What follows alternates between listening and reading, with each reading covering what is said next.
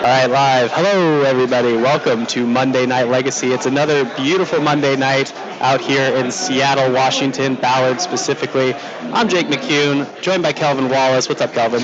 Nothing much. There's a lot of crazy stuff happening right here, so trying to see what's going on. Yeah. Not much happened with Legacy. I was about to say, tonight we get to watch the format with no changes, but I imagine we'll talk about some of the other ones.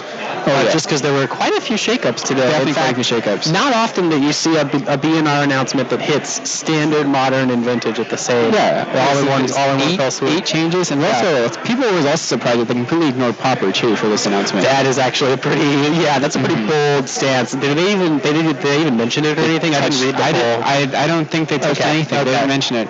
Because speaking of it's Astrolabe and Ephemerate. Yeah, the type of deck that we're about to see tonight. That's actually a good segue. Because I do think we should have players. We're getting right into the night, folks. We're starting a little late here in Seattle, and we're going to take it down to the match. But the topic of Ephemerate is well at hand because Greg Mitchell is playing 4 Ephemerate in his Legacy deck tonight. Oh yeah, so he's playing a Legacy port of Ephemerate from Modern. Except you get to play better cards, like Spellseeker. Yep. To find your Ephemerates, he also finds your Orm's Chant. Wow. So if you get something like Orm's Chant, Ephemerate, like Archaeomancer or like Eternal Witness, something, whatever. That's some sort of loop, right? Once you rebuy anything that says rebuy a spell, you can hard lock with something like Teferi, or just hard lock off sorceries and attacking with just as it is. Let's bring up Orm's Chant. Yeah. Just because that's I like that, right? Orms. That's it. That's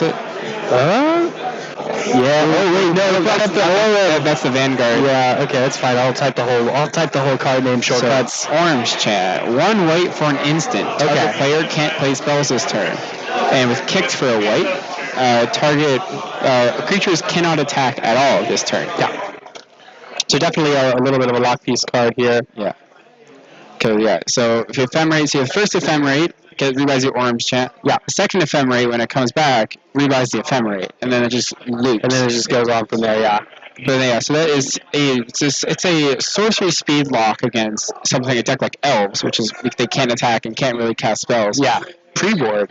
But if it has something like Teferi in play, it's a hard lock. Because you cast an upkeep every turn, they didn't have a chance where they cast a sorcery. Yeah.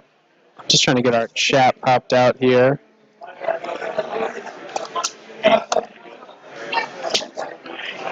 Yep, got players shuffling up here. Perfect. I don't quite know who's on the play, but it's both just drawing their 7s. So yeah, Jim, pretty perennial lands player. I think I have not seen him play anything besides lands for as long as I've played here. Oh, he used to play a lot of steel. Yeah. Before that, he's pretty much played lands since then. Yeah. So definitely pretty good with the deck. Usually has a pretty orthodox build. So usually likes to play a bunch of Punishing Fires and just likes to jam some explorations and put some lands in play just to get those Merit Lages going. We're going to see just a real quick... Hey, Henry. Oh, he's getting our timer up, which I should actually do as well. So we'll figure some stuff out. Update our stream title because we're certainly not brewing elementals. Definitely not. That seems like standard. Like, who plays standard? Apparently people that play Arena. I think that's the answer. Oh, okay. Arena players. Okay, Arena players. I honestly think that Paper Standard is going to die pretty soon. Maybe not officially, but I think the numbers are going to start to dwindle quite a bit. Oh, yeah. Trying to figure out how we get our Twitch chat up in just a window here. It just hasn't been set up yet. Okay, Greg, looking at a hand of double power. Do you know how to set up the Solar chat so that it's just the chat window, like on the streamer side? Yeah, I was just going to grab well. I can't see him from here. Is he really? Okay. He's just... But yeah, just whenever you see him, let him know. Okay, so it looks like Jim has pretty close to the nuts here with both Mox and Expiration. His last card remaining is Gamble, which can either find him another source of mana for the depth stage in play, or can just find him low and just get that engine going. Yeah, obviously, Jim has a game plan here, and it's make a 2020 before Greg can start to really do the thing. Yeah. Does Greg's list, obviously, he probably does run Swords to Plowshares, right? You just want removal. Yeah, he has 4 copies of Swords to Plowshares. So 4 copies, full 4, yeah. He also has full 4 copies of Ice Fang Coatl to block. And with if you can block and then ephemerate to like almost eternity with that. And then you also have outs such as Palace Jailer to answer a 2020. Oh, He has something like that's what I was looking for. Will, thank you. yeah. He also has like Teferi and Jace to answer sorcery speed. Yeah. Okay. Cool. So it looks like Jim picks up a crop rotation here. Oh yeah, we're gonna get our title updated here too with Weekly Legacy. Oh yeah. So anything's fine with the gamble here. I think. Oh, I like. I like snapping off the force here. Yo, check out that Soul Herder. Oh yeah, Soul Herder. Probably my favorite art like in the game now. It's some pretty incredible art. Oh yeah, that's a Seth McKinnon shout out. Yeah, he's definitely a future goat of Magic art. If he isn't already considered one, he's just. I mean, he's only been doing cards for a few years. It feels like. Oh But yeah, he's killing it.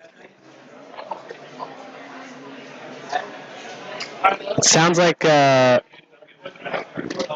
we might be having some audio issues. So yeah, we'll get a check on that.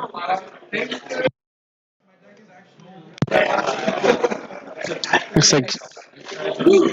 I do think it might be the microphone problem or the line in problem. Oh yeah, okay. Good stuff. Great. Flashing Snow Snake was a draw card. All right, yeah. So we get a lot of juicy things that aren't in Pauper for this type of a deck here. I mean, Greg's just sitting on Ponder, Lands, Swords to Plowshare, so he's certainly got that Mirror Lage covered. Yeah. I don't think chat's hearing us. This sounds like that same problem that's happened before where the audio source is different. Yeah. Also, yeah, for the background noise, that kind of usually happens because we are in a game store with a bunch of people playing Commander right behind us.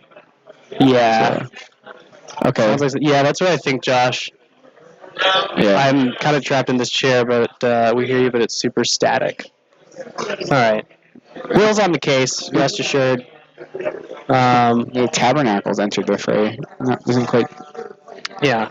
Doesn't do that much. Here's the Ephemerate. We got some chat folks chiming in as well, Will. Yeah. If you want to do a little call and response with them kind of thing. All right. Ephemerate on the snake is pretty nice here. That's going to rebound, so just sticks up there for the next upkeep. Yep, so it's 1 white, draw 2 cards. Okay, I think it's the audio's cut for now. Yeah. Will is just doing some messing around here, but we'll try to keep up. So better for you guys. Perfect. Yes. Kelvin and I can't hear each other, Will. Yeah. I think you're going to hear that in a sec because you're on the delayed audio. Yep. But it does seem like we're better. We're going to hear some interesting rules interaction between. Ooh. So the way this works is Greg gets to stack his own triggers. Right. So he has to put them both triggers in the stack, and he puts the Ephemerate trigger on top of the Tabernacle trigger. Yep. So when the Ephemerate resolves, yes, it's going to be a new object. Yep. So he's just going to ignore the Tabernacle trigger, and then he's not going to pay for it, and the snake's going to stay in play. Beautiful. Super well said, and yeah, absolutely.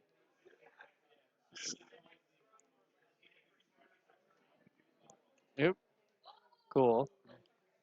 So no, that's the thing. Yeah. Another Modern Horizons card of Watcher for Tomorrow.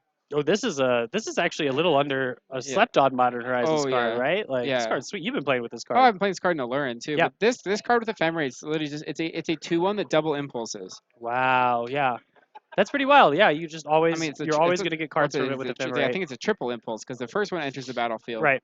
You Ephemerate it, you get the card, you get the card, do it again, Ephemerate it again, and then you just have basically the 2 best cards of your top 8, and then the third best card is just chilling under the thing for when it dies. Yeah, so like this deck is it is a compact value engine.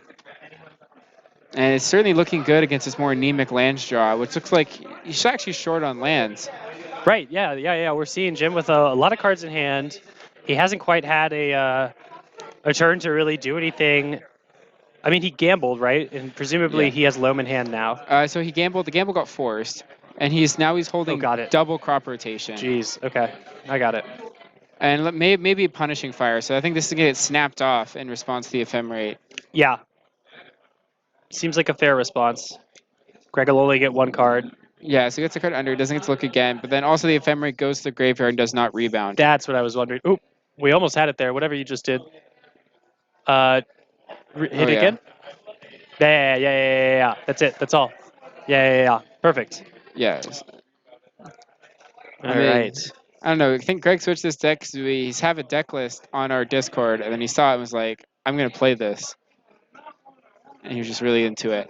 Yeah, I mean, I saw that it was. I saw that he did well with Alurin recently at a weekend event, um, and I figured he might just be sticking with that. But it seems like this is sort of like Alurin, but without a combo kill, I guess, or a Yeah, sort of combo yeah. kill, So the it's hard lock kill. yeah. So it's like it's less of a combo kill, more of a hard lock, but also just more just built-in value. Than Yes, the exactly. You definitely get way more value Yeah, than in a deck like Alurin, which is saying something because yeah. that deck generates a lot of value. Yeah, but also so then your disruption package is more reactive. So it's you get force, but we also have removal interaction like Teferi, Jace, and Swords to Plowshares as opposed to proactive stuff like Sure. Thoughtseize, Cabal Therapy, Hypnoturak. Sure. Also, you get a sweet combo with Palace Jailer and Ephemerate. Oh, that's beautiful.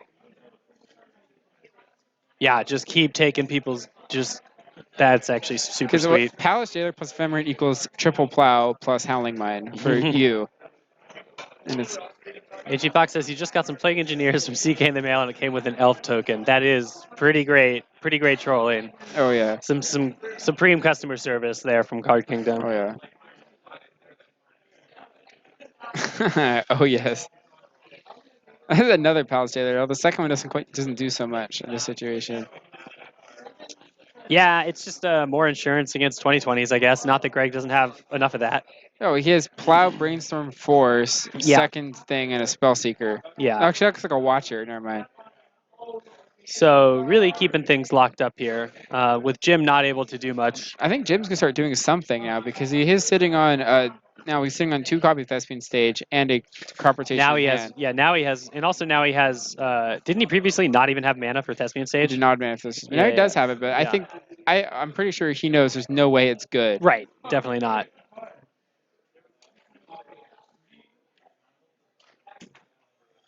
Snow Right. covered forest. Oh, Yeah, I have to assume Astrolabe's in this deck too, right? I don't think Astrolabe's in Oh, this deck. really? I'm pretty Okay. sure the Snowland's just in there to activate the to make the Snow Snake have That Death makes Touch. sense. There is Snow Snake too. Yeah. All right, watch it for tomorrow. Yep. Oh, second snow. That looks like it's a fairy. Teferi, second snake, force brainstorm. I think he's gonna take the Teferi here. I think he could do some. Teferi, he's probably gonna cast Teferi, bounce a Mox Diamond. Ooh. Yeah, that's not bad. Because that has been Jim's only colored source, and you can pretty much assume he doesn't have any more lands. Yep, it looks like Jim is now making a second colored source and copying one of Greg's lands. I think just likely getting green, probably copying forest, right? Oh yeah. Before, yeah, well. I don't know if we can really feel bad about Modern for making Magic cards expensive if we play Legacy, but like I don't disagree with you, Fox. I do think that card's going to go up. Oh yeah. Oh yeah. I think that card's very strong. But I think the good thing about Legacy is the cards here are expensive because of supply. They're not expensive. That is true. They're not expensive because its demand is fair much. point. Absolutely. But yeah. I think like modern cards, like think about Tarmogoyf. People who paid like $200 a piece for Tarmogoyf in like 2013, Yep. they're probably feeling really bad now, and you can find them for $45. Yeah. Think about like people who paid. I bought like Savannah's for $150 like for 6-7 months ago, and I still feel great about that. Right. Like, Yeah. They're going nowhere. Yeah. It's the nice thing. It's the weird thing about the reserve list too. It's like once you have some of those cards, you have them. Oh yeah, but yeah, it's the same thing happened with Stoneforge Mystic because that is now $80 a piece. Pretty crazy. Definitely a huge wave there going on financially. Yeah. So the funny thing about Stoneforge Mystic, look at the price graph. Every single BNR announcement, it doubles in price and then trickles back down and then doubles in price. Yep. I used to be one of those single people time. that made fun of that every year or every single announcement, right? Like it's just like always, yeah. Yeah, I mean that was like it was such a reliable pattern. I made some money doing that, just like watching saying on Stoneforge Mystic and selling whoever's a BNR announcement. Right. Because it was that for like 3 or 4 years. It was that over and over again. Yeah, Josh in the chat saying Modern Masters is definitely a statement from Wizards with their feelings on Modern, but still there are a few cards that elude that sort of $50 under $50 price tag. I winced at looking. I was like, oh, I need Scalding Tarns, and I was just like, oh, I'm not getting those anytime soon. They're like Oh, $100. yeah. Oh, yeah. Yeah, Scalding Tarns, Misty Rainforest, Yep. get up there. Then, like, at least the Liliana the Veil is now in check. It's no longer 130 for Liliana the Veil. That's pretty wild. Those are definitely. I got those when they were a lot cheaper because I was pretty early into playing that card in the modern format and stuff. They're down like 50% from like their Okay. high. So they're like $70. Ran another one that's just popping off. Yeah, Jace. Really, I guess Mythics, Insane. honestly. Oh yeah, Jace was insane. Jace has been reprinted a bunch of times. Like he's got 4 printings. We got Worldwake, EMA, M25, and the From the FTV. vault. Yeah. Still Definitely. insane. Oh, and it's got Mythic Edition too. Yeah. But I don't think that one counts. No, that definitely doesn't count. That's like a whole separate product, basically. Oh yeah. Jim's still not really getting much happening over here. Still just no lands and lands, right? I think he's got a pretty awkward draw where he got all the lands matters cards, but he didn't hit enough lands because he needed that first gamble to resolve. Right, exactly. Because if he had a loam going, then a lot of Greg was doing. I mean, Lance keeps these hands, right? That's why they play gamble. It's another way to get copies of loam online. Oh yeah. But it's much more susceptible to counter magic than just because obviously countering loam isn't that good. Looks like Greg's on Palace Jailer, Ephemerate, Brainstorm, Palace Jailer, Plow. Yeah. So I think so he's in a very good position because he's drawing 2 cards a turn, has Ephemerate to Snow Snake to block the Merit Lage almost forever. Right. Yeah, I think he's pretty locked up here as far as his clock's slow, but he has pretty good control of the game. Yeah, but until a loam appears, he looks like he's inevitable at this point. Yeah. Without Jim being able to leverage any kind of card advantage from Life of the Loam, he's just down to drawing not lands every turn, apparently, which stinks for him. What does happen? He'll get a game 2 out of this. There it is. That's a good draw. Yeah, that's a splendid draw. I think now he's got the Exploration active. They can definitely catch up if Greg does not just shut the door on him very soon. Very well said. 3 lands plus Exploration will definitely help, plus Loam will definitely means he can play Magic now. Yeah, especially if he finds a go with the Burn Wells and starts getting to work with the Punishing Fire already in the yard. Yeah, absolutely. So Greg's slow clock is now being called into question here, basically. Yeah. Yep. So he played Tabernacle Wasteland for a turn. Seems decent. So Greg he has 6 lands, 2 non-basics. And Savannah down, so yeah. Yep. So you can probably leverage a Tabernacle and keep Greg on only a few spells a turn. Yeah, I mean, this is where Jim starts to grind, basically. Oh, yeah. He was running out of time, and he drew that Loam just about in time here. Yeah, probably going to see another Ephemerate on end step to both draw a couple cards and also save mana on the Tabernacle triggers. Nuts, yeah. Yeah, do the same phasing, not phasing, but the same stacking. Stacking trick, yeah. Yeah. Doop. Yeah, pay for Jailer, bounce my Snake, draw a card. Seems good. Put that there. All right. Draw for turn. Oh, look at so many cards. Oh yeah.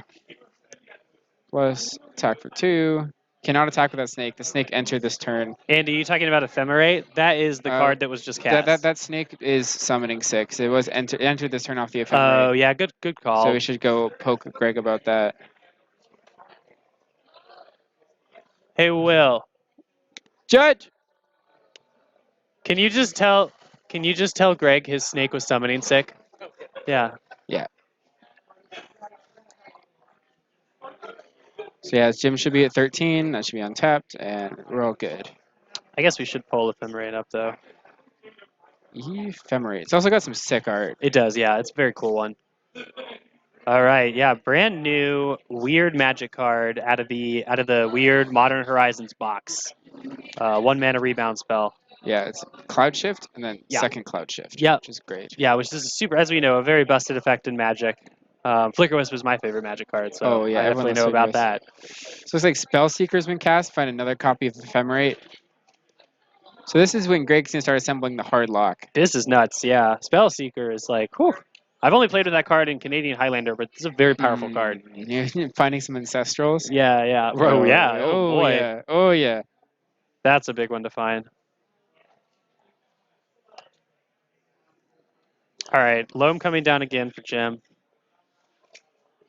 Definitely starting to draw cards. Speaking of Ancestral Visions, Oh, yes. but for lands. Oh, I think that looks like a peat land under the Oh, second yeah. stage. Okay. Peat land's definitely not a bad one. Yeah, it lets him get that'd a be little more. or maybe a blast zone. I think it's a gray border, so that's probably a blast zone. But It doesn't have a long name on it. It looks like maybe a foreign version too. yeah, Yeah, it's a blast zone. blast zone. Yeah, I think that's a foreign blast zone. Ephemeron. Ephemeron. Dang.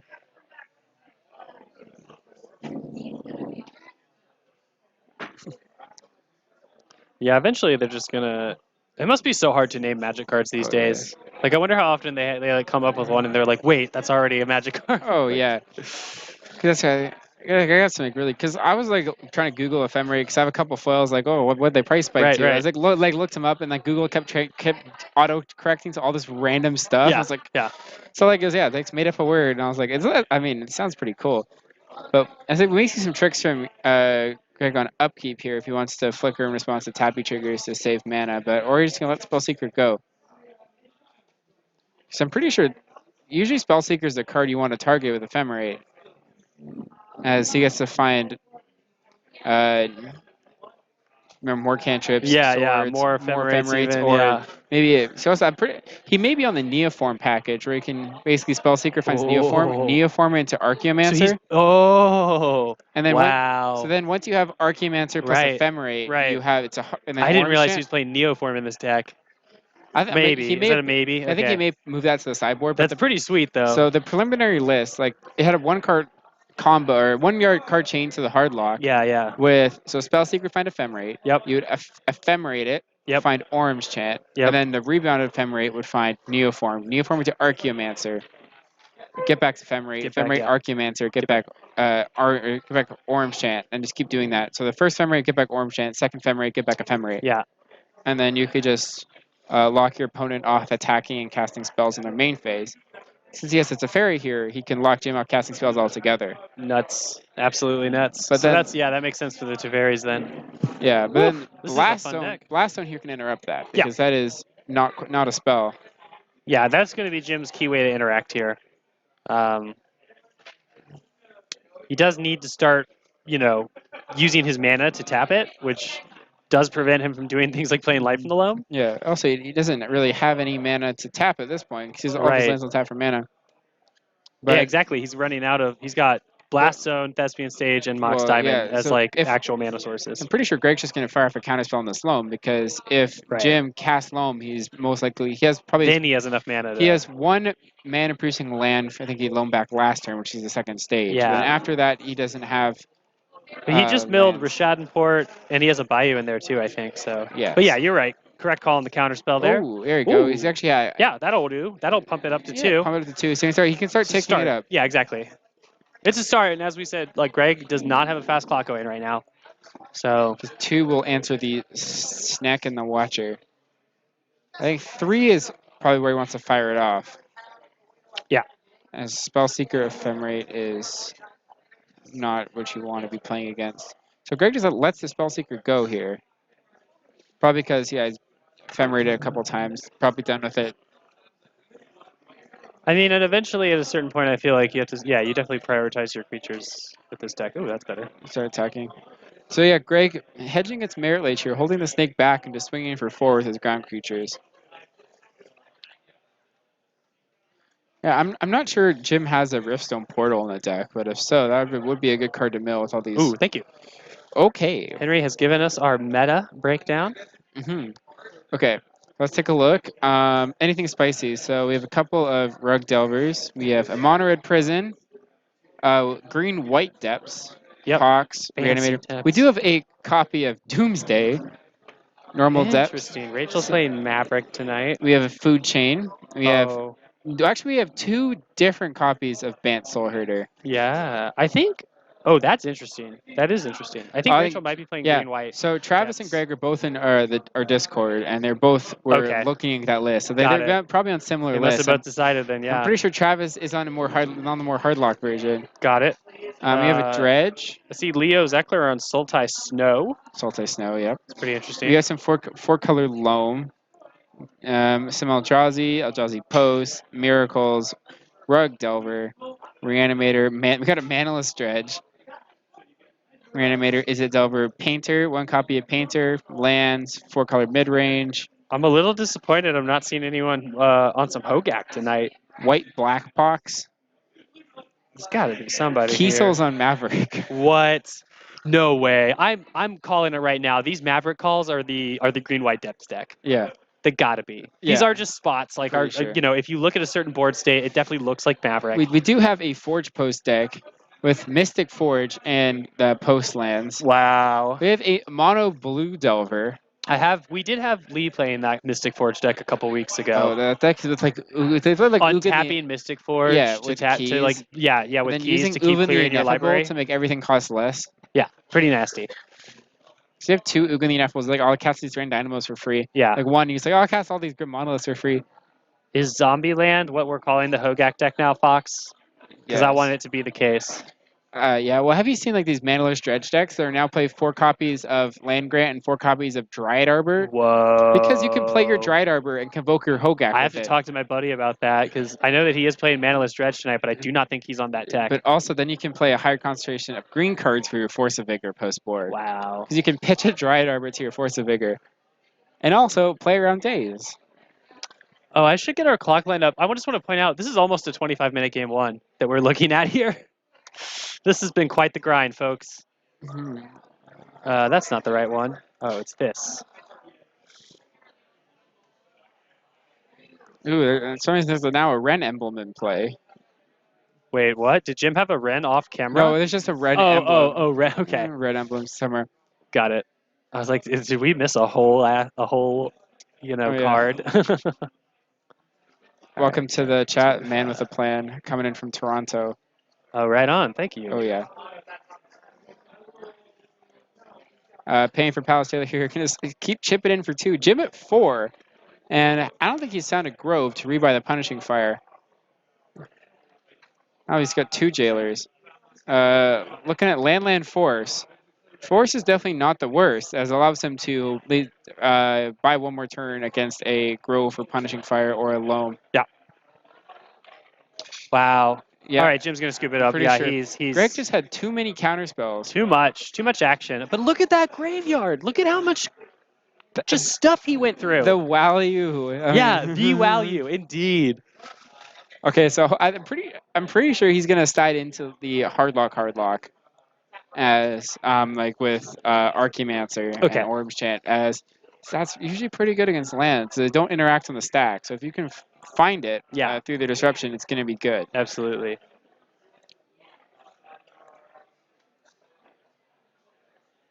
Zombieland equals Field of the Dead.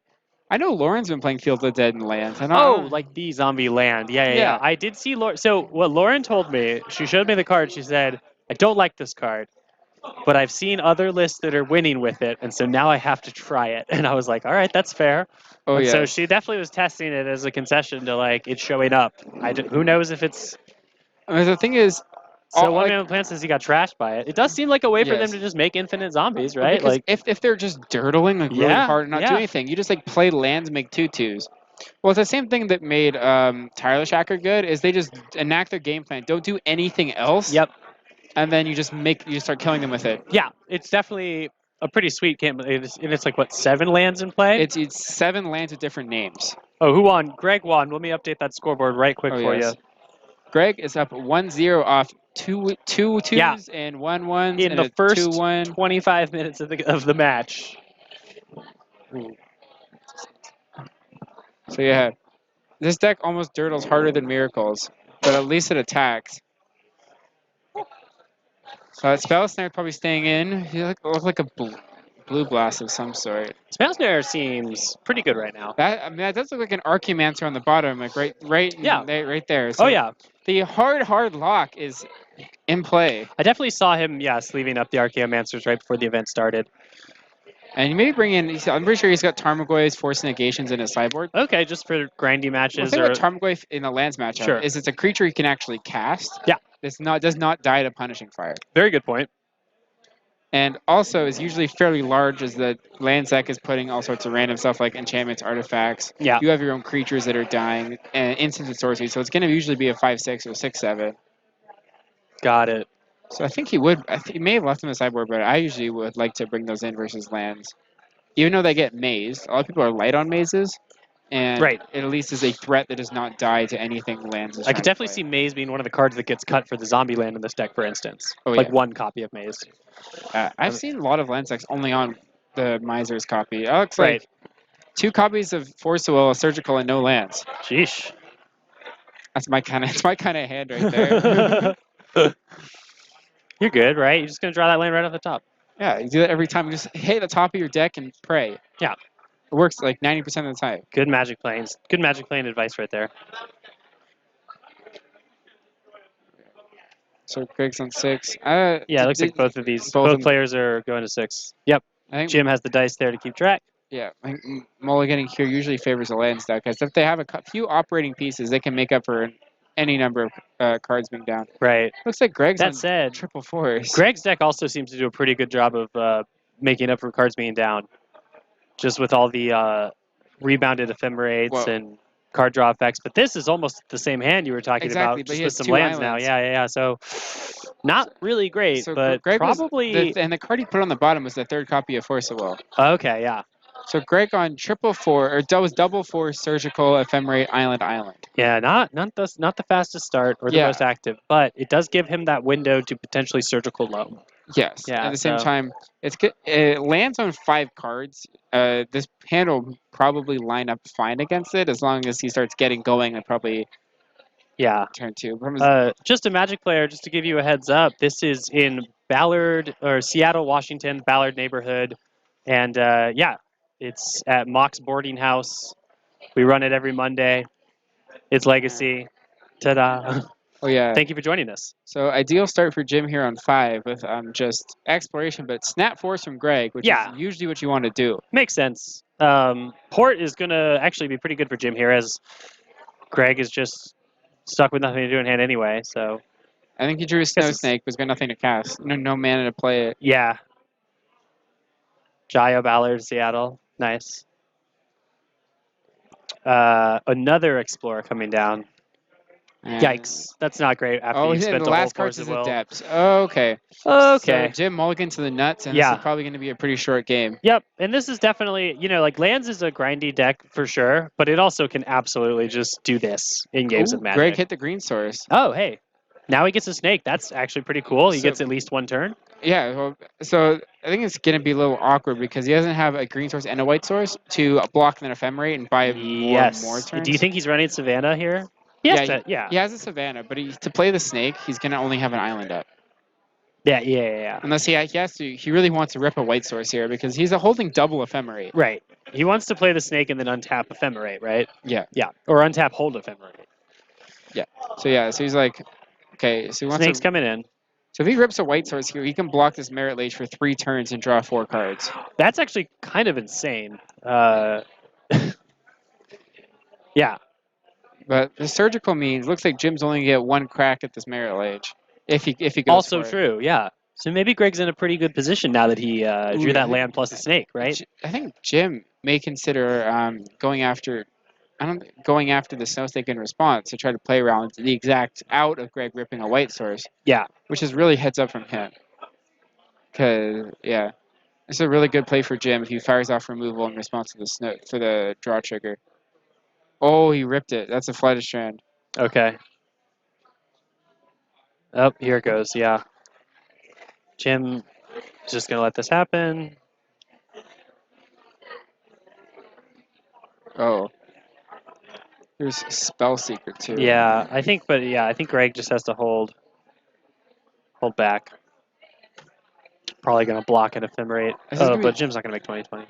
This is Yep. going to be pretty awkward Yeah. if Greg casts a second Ephemerate because that does not work how he wants it to work.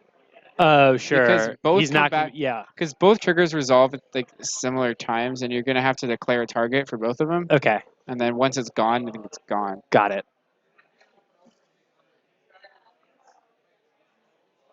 Torpor Orb on a land. That'd be spicy. They put engineer explosives on a land. I think they could. I think they probably would put Torpor Orb on a land. I mean, they already put it. Yeah, they put it on a creature before, so the land is the next step. Oh yeah. They should put it on enchantment too.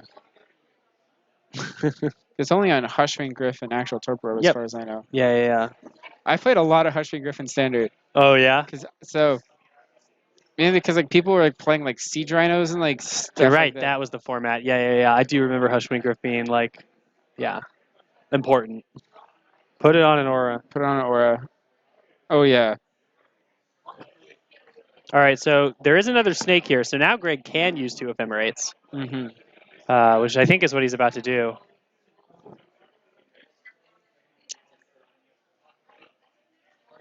Wow. This is pretty crazy to watch just in terms of like 2 magic cards generating so much value. Oh yeah. It's 1 white, draw 2 cards. Right, yeah. But also could be 1 white, rebuy 2 cards from your graveyard. Right. 1 white, draw a card, and rebuy a card from your graveyard. Because you can just cast on different targets and do so much different stuff. Or 1 white, search your deck for 2 instants and/or sorceries, so the converted mana costs 2 or less. Ooh, yeah. Just finding everything with Spellseeker. That's a cavern. Nice. Oh yeah, Cavern. Okay. I don't think there's a lot of overlap, but I think humans usually pretty good. Probably enough synergy. Spellseeker, yeah. I think Spellseeker and Palace are both Yep. humans. Both humans for sure. All right, so Spellseeker coming down. Probably going to find an ephemerate to keep this madness going. I think he's got a second ephemerate in hand, so maybe go straight for Orange Chant. Why doesn't Greg just play Moldrifter? 2 cards is too many for him. I don't think he can Yeah. handle it. Because you can do some like dumb tricks. You can evoke Moldrifter, and then in response to a sack trigger from evoke, you can ephemerate it, and then just in play. Whoa. And then you draw 4 cards. I love that. Because yeah, people do that in Pauper with Ghostly Flicker and Tron. Is that lands. starting to happen? Yeah. Poppertron. I have seen that Ephemerate is definitely There you go. tearing Popper up right now. Neoform. Let's go. Hard Lock is going to be assembled. Yeah. Here we go. Thought Jim might steal this one with a quick 2020. Then Greg drew some lands. Oh yeah. Wow, Ephemerate foil's getting bought out. Don't worry, Josh. I got some ephemerate foils for you. There you go. All right, what are we looking at here? We're catching up on life. Catching up on those totals. So yeah, so Neoform, it is a one-time birthing pod activation that gets the creature you find enters with a 1/1 counter. Yeah. It's a spicy one. Greg or Jim taking 1, maybe see a crop rotation or a cycle. Crop rotation, sacking Grove. I think he may be looking for a blast zone here, or I don't know what else we would find. Wasteland. Let's just go after this advance, start cutting Greg's mana a bit. So Tabernacle wouldn't be too bad here either, because I think Greg would sack both snakes, but then Jim's in trouble to the hard lock. Right. Yeah, he's really just. I mean, Greg has every color now, right? Yeah, he's Yeah, got. the Wasteland feels a little too late. I think yeah. So I was thinking he could probably go for either a Tabernacle and make Greg tap a bunch of lands, or go for something along the lines of. Oh, is that a Ghost Quarter? Maybe a Ghost Quarter. If that's a Ghost That would be a Quarter, superb draw. that's a Ghost Quarter. Wow. That's a good one. If Jim can get some sort of action lined up, he can start murdering these basics. But I think just going for the white mana here is the Pretty plan. sure Greg's on 7 basics, or is Oh wow! So more than one white or more than I one think plains. maybe yeah. I think it's anywhere. I think it's like 5. I guess 5 or with 6. prismatic vistas, that's pretty realistic these days, right? Yeah. I think he's on 5 or 6 basics. Nice. Very cool. There, he's gonna find Orange Chant. Here we go.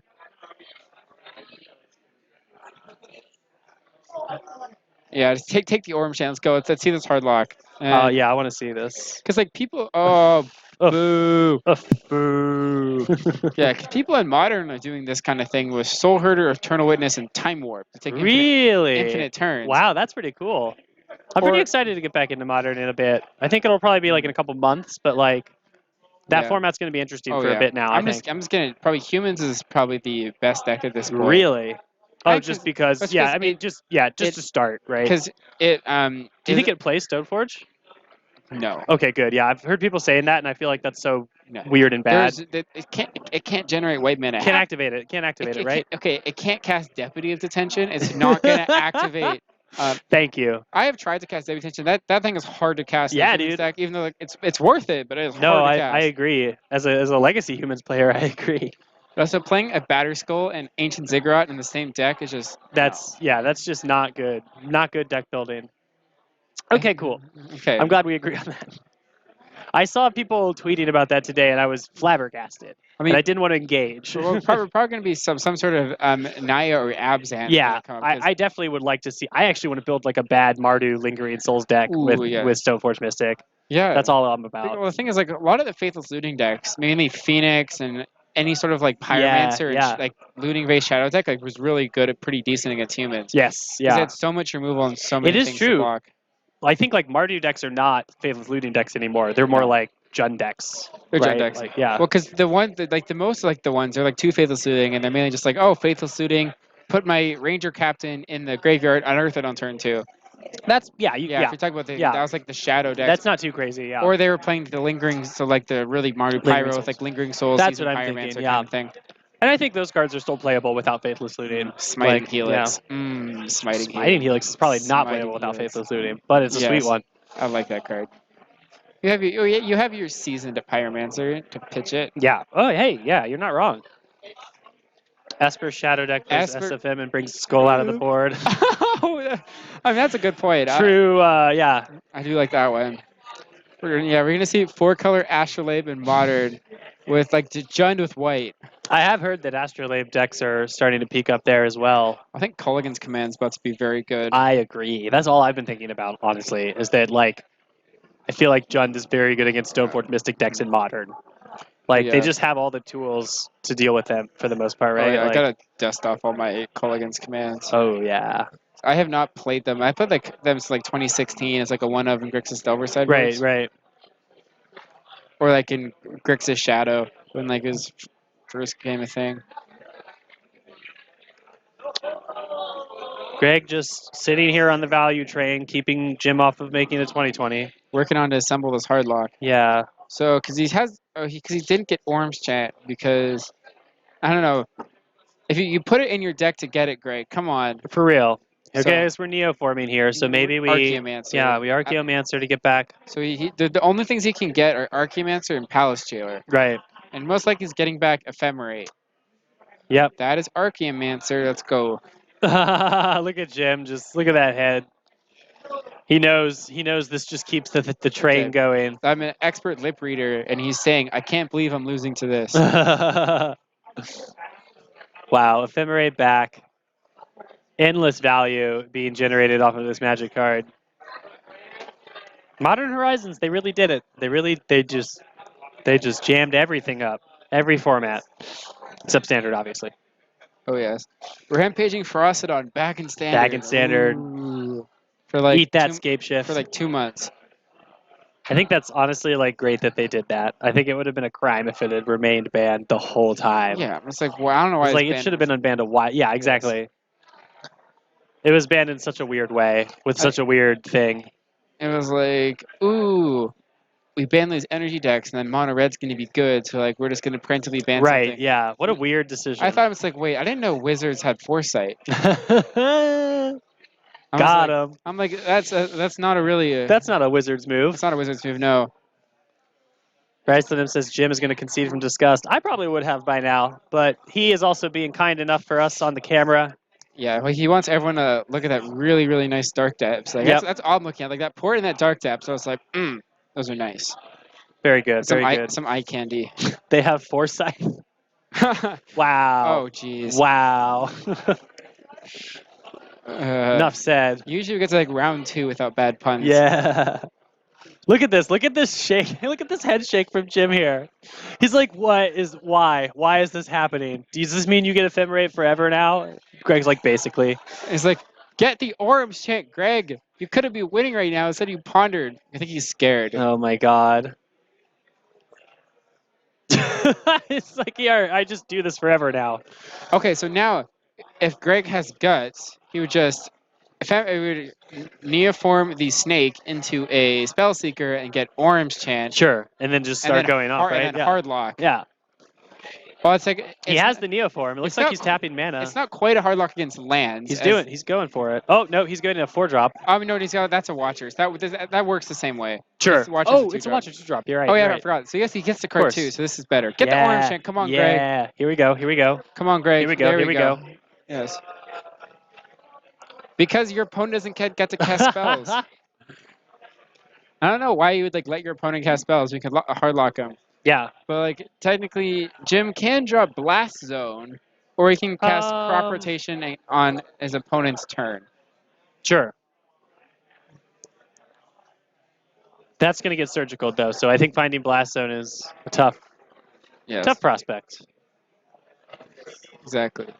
Yeah, Lance does not have to cast spells, but the 2020 is not good, and also can't attack Yeah. because Orange Chant.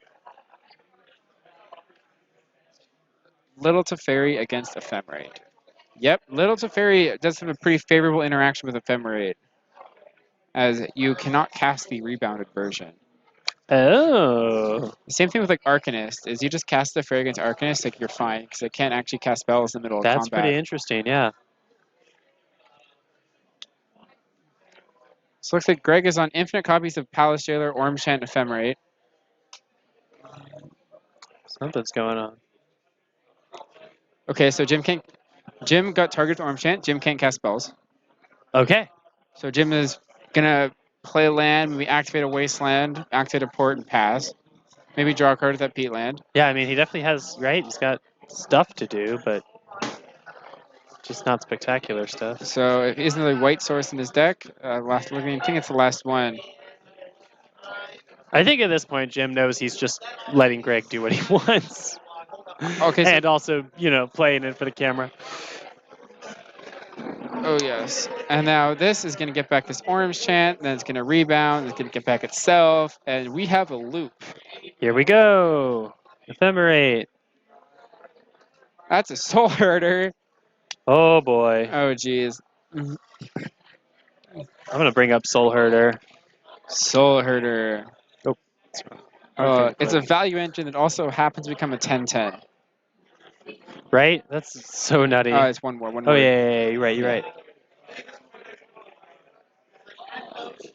Aha. A creature. Wow, yeah. So this is honestly your big win con, right? Other than all your value. Oh yeah. And you can find it with Neoform for a 2-drop. Beautiful. Love that Ponder. art. Now Greg's actually just got to kill his opponent. Because another local player, Patrick Tierney, played this at the modern version of this deck cool. at GP Vegas. Okay. And he dropped because he went 4-1-2. Whoa. Because he had a couple of opponents he couldn't kill, and because they were getting silence locked. in Modern. Yeah. And they didn't concede? No, well, you don't have to concede because No, definitely not. Yeah. he just couldn't kill them. He was just doing this. He did this for like That's rough. 20 minutes. Of course, yeah. So Jim can neither cast spells nor attack on his own turn. He can cast spells on Greg's turn or play lands. But now this Solar is wants to get huge.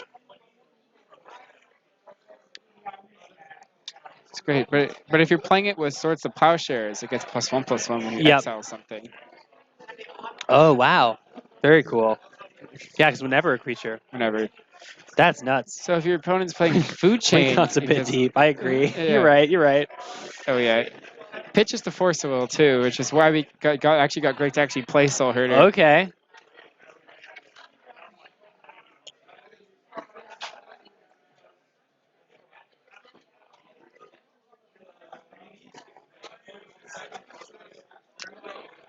Oh geez. Slice and dice. Cycle, Slice, and Dice.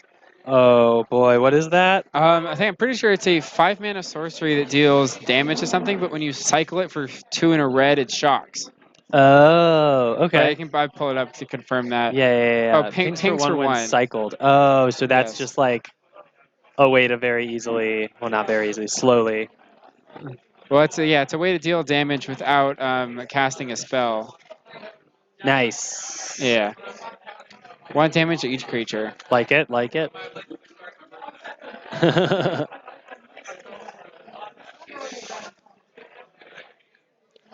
Merit Lage.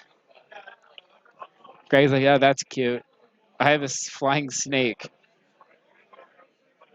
Yeah, it's like wonderful. Block Soul Herder. Soul Herder down. Now, I think Greg just gonna play his Palace Shader for value. I was about to say, well, for you can blink a 20/20. If Soul Herder was still around, I got +1/+1. Big herder. Giant herder. Yeah, it looks like Greg is on 7 basics. Yeah. 3 minutes on the clock here. Wouldn't be surprised to see Jim scoop him up now that everything is a little more clear cut. Yeah, I don't think he can win, and Greg's already up a game. So I Yeah. think Greg has got this almost locked down. Win gone down. Okay, he's not even casting the orange chain here. He just probably doesn't care. I don't think Jim has any outs. Yeah.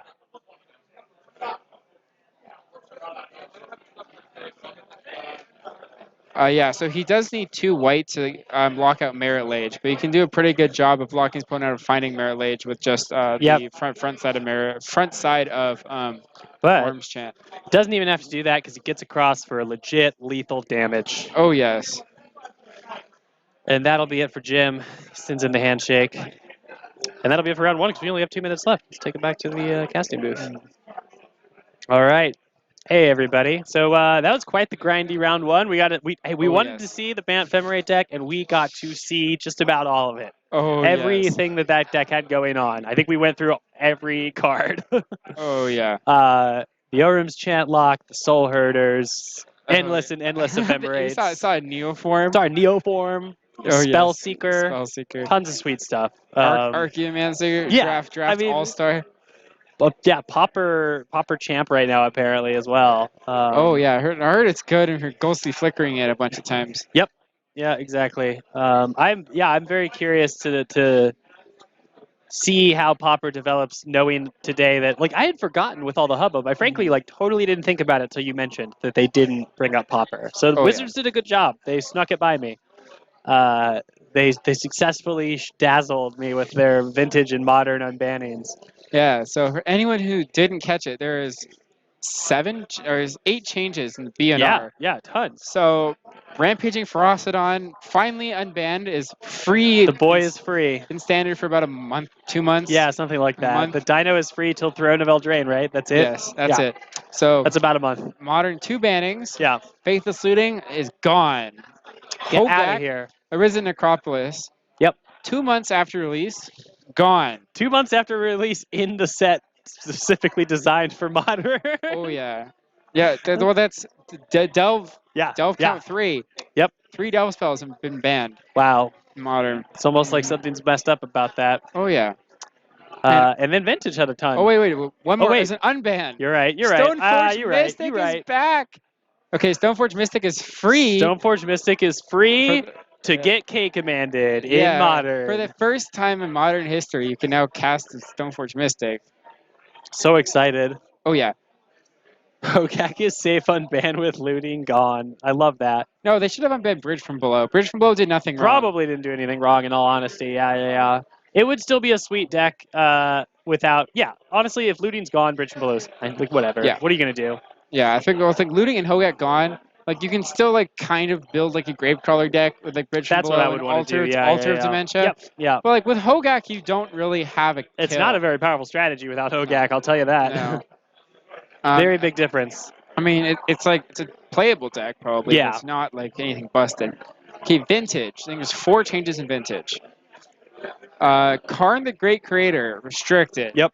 First Planeswalker to be on the restricted list. I was thinking about that. Yeah. That's pretty nuts. Mainly because It's a one-sided no rod that is also 4 copies of Time Vault. And yeah, Null Rod just happens to be on the restricted list. No, oh yeah, no rod's safe. Like actual no rod and collector. Oh wait, no, that's not on the restricted list. Why did No. I think it was?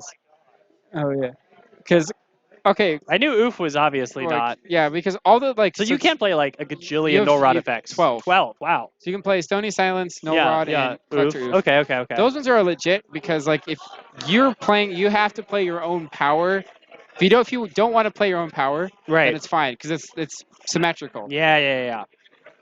Oh, it's a restricted list, not reserve list. Sorry. That's yeah. It is It's on a the reserve it list is on the card. reserve list. It's a but reserve list not card. It is restricted. not restricted. I think that's Yes. where I got mixed up. Yes. Yeah. But yeah, so it turns out symmetrical no rods, A-OKs. One-sided no rods that find time vault are a no. Yeah. Super no. And also Mystic Forge. Yep. About a month after release Ooh. is already gone. That one does not surprise me at No, all, that's considering I don't know why the thing that card Karn is minted. had going for it as far as the defense is that you couldn't cast it off of a workshop, Yeah. Yep. but it was obviously still too busted. Yeah. But Mystic Forge, there's no defense. So you I- can just straight cast that card turn 1. I played a little bit of that Forge deck. Yeah. The deck was fairly good. Like Yeah. I played it in just like all the power, couple of 2 main deck keys, 4 main deck monoliths, 4 main deck inspectors, and 4 deck of Helm of Awakening. Yeah. So you cast on turn 1, and then once you find a Helm and a top, you can draw your entire deck. Because you can cast your top for free, tap with the draw card, and then cast your top from top of your library for free. With Helm of Awakening. Oh, yeah. And you can just draw your deck. Then you go like Karn minus find Time Vault, and then second Karn minus find Voltaic Key, Then you're, kill you. That's a lot. That's a whole lot. Yes. TKS car shops existed. But also, I mean- sorry, there were 4 restrictions, or 3, yeah, 3 restrictions. Mental Misstep, gone. Is it totally gone or is Or it restricted? restricted. It's restricted, yeah. Yes. Restricted, which I guess is gone. Restricted. You can never It's be gone. banned, right? You can never be The fully only, the anti only cards. card that are banned are Conspiracies, Anti- Antis, Dexterity Got it, cards, got it. and Yeah. Shahrazad. Got it. Yeah. Everything else has to be either restricted or legal. Yeah. So yeah, one middle misstep. Dex probably won't play it now, I'd imagine. I think you still jam You one. still jam just one. because yeah. if you draw okay. it and your Singleton. opponent, if you draw it and your opponent has Ancestral, it's That's insane. you know what? You're absolutely right. And if That seems worth it. And if you're playing Dredge, you definitely just want to have it in your deck to like target a nature slave. Yeah. And then one unrestriction. One unrestriction. Fast Bond is now free to do whatever.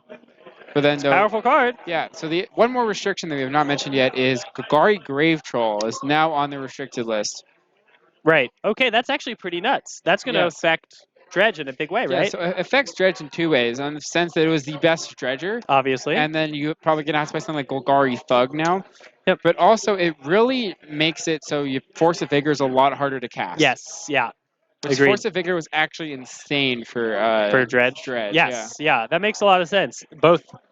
I mean, you just summed it up super well, right? It's Yeah. the axis upon which both the Dredge part works and the hate against the Dredge Yes. part is propped up. So Mhm. like, it'll be interesting to see. I'm sure Dredge is still playable in The Dredge is Vintage. still playable. Yeah, for sure. Dredge basically lost 6 slots because Right. a lot of the Dredge builds now were 4 Misstep, 4 Force of Vigor, 4 Force of Negation, 4 Force of Will. Wow. Okay. Yeah. Just all in. Yeah, well, you played no other lands. You Yeah. played your 4 Bazaars, maybe some like Buried Ruin. Wow, Not okay. Buried Ruin, whatever. Because you could use London Mulligan, right? Well, So- so whatever Buried Ruin, the land that sacrifices get a I know land what you're back. talking about. Yeah. But when you do the math, it's 98.3% to find a Bazaar, London Mulliganing, Whoa. down to 1. Whoa. because it's really easy to find it because Yeah. you get 49 looks at it. Yeah. Absolutely. Petrified Fields. Okay. Yes. Yeah. Thank you, Boston. That's a pretty sweet, pretty nutty vintage list, honestly. Yeah. So I can imagine why they would want to do something to the format if a list like that is doing really well, right? No, but the best thing is that you can just like Bazaar, discard my Grave Troll, have no other green cards, dredge it back, and then pitch it. Yeah. Insane. Yeah, but like the deck was even playing Shambling Shell just to have more green cards. Yeah. It was also playing Hogak. I knew the Hogak was starting to get included as like a 2-of or a 1-of maybe. Yeah, no, but people were then to Yeah. counter that deck were just playing more Lavinias. Because like you're like, oh, I'll cast my Hogak for a bunch of mana. It's like, Yeah. oh, you paid 0, so Lavinia counters. That's what someone else was talking about in Modern. I Yeah. think I saw someone post that before the Hogak ban. They were like, I don't know what you guys are talking about. Just play it. Lavinia. Yeah. We're like, well, what are you whining about? That is funny. That's like a big reason why that card wouldn't really pop up in Vintage, even Oh, in, yes. even in the dredge list, right? Lavinia's yes. all everywhere in that format. Yeah, it's like, okay, of all like the random stuff that the Wizards have printed the last couple of years, like ruined, like kind of wrecked Vintage, Lavinia's also is a card that they printed that just didn't make sense. Yeah, it was a weird one. I mean, Maybe what because- were they targeting with that card for real? Well, also they made it one-sided. It's Yeah. like I can play my Lavinia, I can play my Treasure Cruises, my Dig Through Times, my Force of Wills, Yeah. my Gushes, but you can't play any of it. And then they hit the both. You can't cast big spells, and also you can't cast zeros. Yeah, Which I was like, oh come on. crazy. Especially, yeah, but Karm didn't make any sense because it was a one-sided Null Rod, which is like actually just made no sense for anything that could have been played in Vintage. As like, if you're playing a Null Rod effect in Vintage, you have to make sacrifices. That you need to build a deck that doesn't need to play Moxes, or if you do play Moxes, that you get affected just the same as your opponent, but you just play so it affects you less. Yeah. Which makes sense for hate permanents is like you play them so then you build your deck so they don't affect you as much. But you can't just play the same deck and then just jam a hate permanent in it. They're like, we'll wreck your deck, but also wrecks your opponent's deck, and then just call it good. You're just like, Yeah. do whatever. Like Elves playing Plague Engineer in the sideboard. The it's just asymmetry is, yeah. That's not good. I don't know if even, yeah.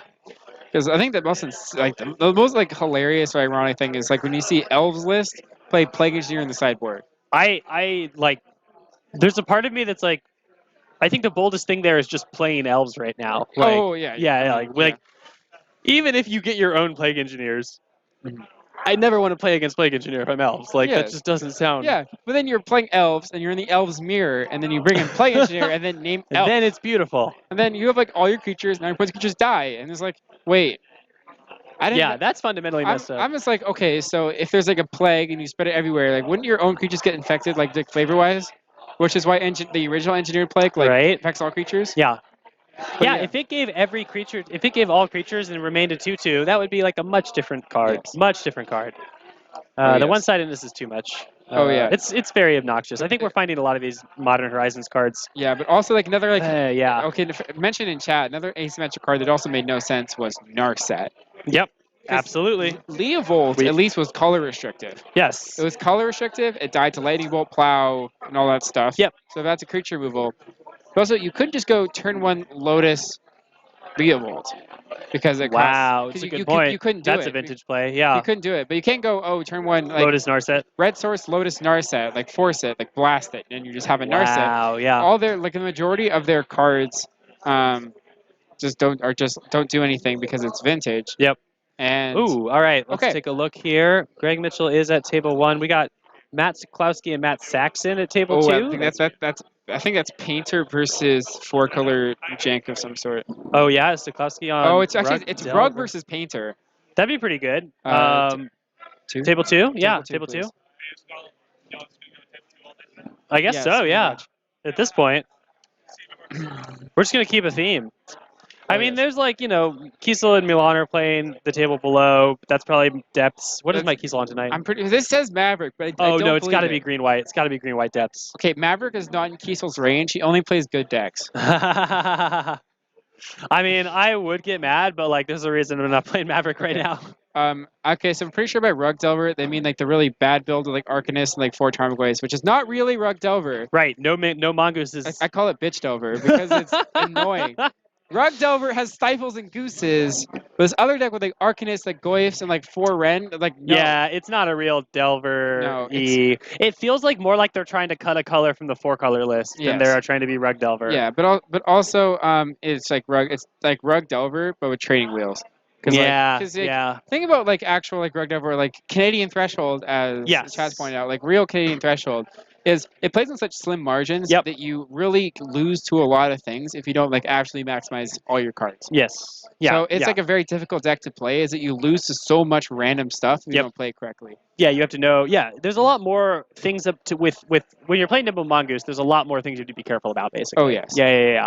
But also, it means like your game plan, you're a lot more safe against things like Lightning Bolt, Plow, Yep. and stuff like. And like also, you have more like equity against Terminus and other sweepers because like they have to sweep your board because they can't target your threats. So you get to, but then you have to play like Stifle's a really difficult card to play. You have to really leverage your forces, and then you also has to leverage your dazes and you have a fairly slow clock for an overdeck. Yep. But also you have a very pretty inevitable clock against any sort of fair matchup. That's the big difference, I think, is that like I've sat and played with a Nimble Mongoose, or I've played games with Nimble Mongoose, sat and played for so long, and I still wasn't winning that game. Yeah. Like, it wasn't killing me, but I was, like, behind because their other cards were just keeping me from being able to do anything meaningful. Yeah, so like the majority time we're playing Canadian Threshold, you win at 3 life with no cards in hand. Because you have effectively canceled out every single one of your opponent's cards with one of your cards, but then While you attacking them. randomly got to force through a Nimble Mongoose. Yeah. No, I totally agree. Yeah. A lot of cool people in the house tonight. Chris Van Meter of Card Kingdom Popper and Card Kingdom Product Design fame. Yeah, playing Reanimator. Oh, really? Of course. I mean, he's been playing. I guess he's a pretty big Reanimator guy. Yeah. Yeah. I think the only time I've seen him play Legacy in like the past 3 years That's has all been some version of Reanimator. Yeah, solid 41 people tonight. It looks like.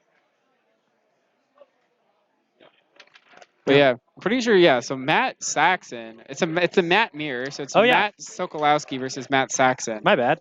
Let's take it down to the match where they're already in progress. We've been yucking it up in here about Magic cards. Okay. Got a little distracted by the Rug Delver discussion. Okay. Look at I did 2 stifles. This may actually be Canadian Threshold. Okay. Let's get this updated in the meantime. So Sokolowski may actually have some class.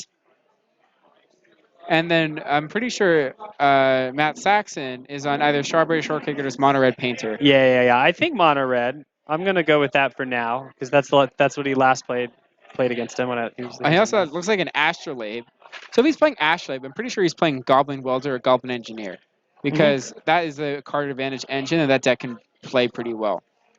I believe he is playing both of those cards. They work super well together. Oh yeah. And Astrolabe not for color fixing, but just for card. I think it's just for card advantage. I would believe so. Yeah. Yeah. I don't think you're ever tapping it for the colors because your land is already.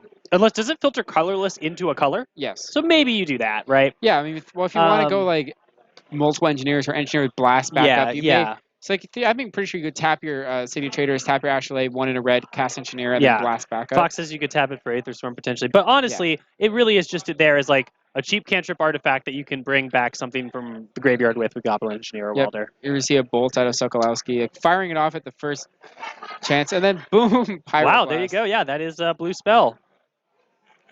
And Sokolowski held the days, but Matt Saxon did have the pedal line. Do you have another one? Yeah, I do see a second bolt. Okay, yeah. See second bolt, Stifle, Renin 6, Daze, Flooded Strand, Volcanic, Scalding Tarn. All right. So not the best hand in this situation, as Ren doesn't really do anything, as it only kills Goblin Welder out of this deck, and also it doesn't look like there's a Wasteland to really go after Matt's mana, but also his mana is usually pretty safe, as he's playing usually like 13 Mountains. Another blast. Okay, this blast is probably gonna get dazed. Yeah, there you go.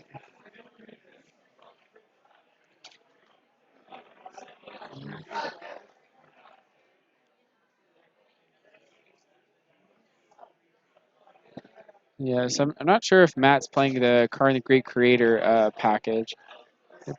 Maybe just be playing more Welders instead of going for that. But I see an Imperial Recruiter here. Yep. Which is most likely just going to find a second copy of Painter after floating 2 and playing a second city.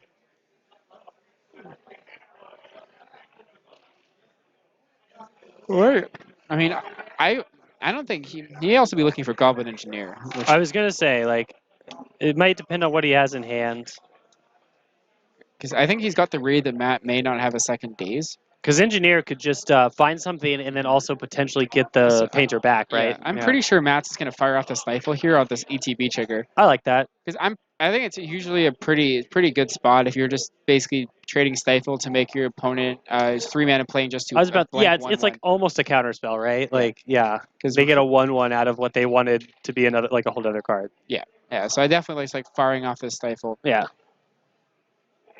Because you have no idea what your opponent could get. Because there could be Engineer, could have another more blast backup, more just all sorts of stuff that Matt does not really want. So it's probably red. Now we can just eat it. I would just eat the thing just take it out.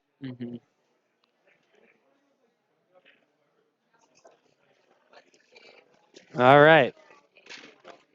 That was a Aether Sworn Canonist from Matt Saxon. So it looks like he is playing Strawberry Shortcake. Oh yeah, that's certainly a pretty good card in this situation. Yeah. Because, I mean, you want Ether Mechanic against Delver because they need to kill if they actually really want to profitably interact with your combo. Yep. But at the same time, it doesn't really affect you as much as the Artifact Clause. Yeah, and So you can both institute your combo with Blast backup. and Matt did just draw his third bolt for the match too, so that's a pretty quick way to answer that Aether Sworn Canonist. Besides that, looks like his hands all lands. Yeah, looks like he's definitely considering what to do with the bolt. Yeah, so Matt's in an okay spot, but he needs to find something. He needs to find a brainstorm here. Yeah. Or something that can really do it. But yeah, definitely fire off the bolts on the main phase. Yep. But triple bolt here. Pretty good. Just a Magic Player Strawberry Shortcake is a red-white version of Mono Red Painter. And I think it just gets that name from being red and white. Fun legacy name for the deck.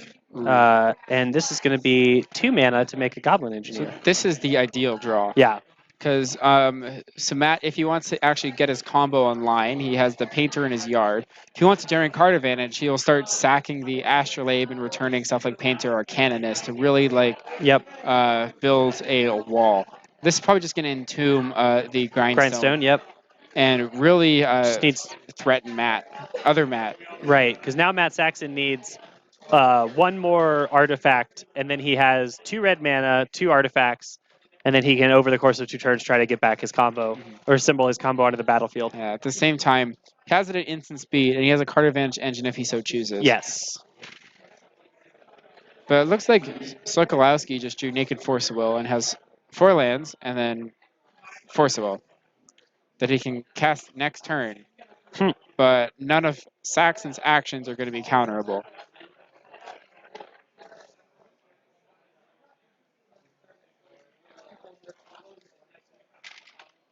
So I think Matt's is going to pass here, setting him to activate the. So this is Daze. So the Force Will is now live. So now Matt went from 0 to 2 pieces of interaction here. Yeah. I don't think they're going to do anything because it needs removal.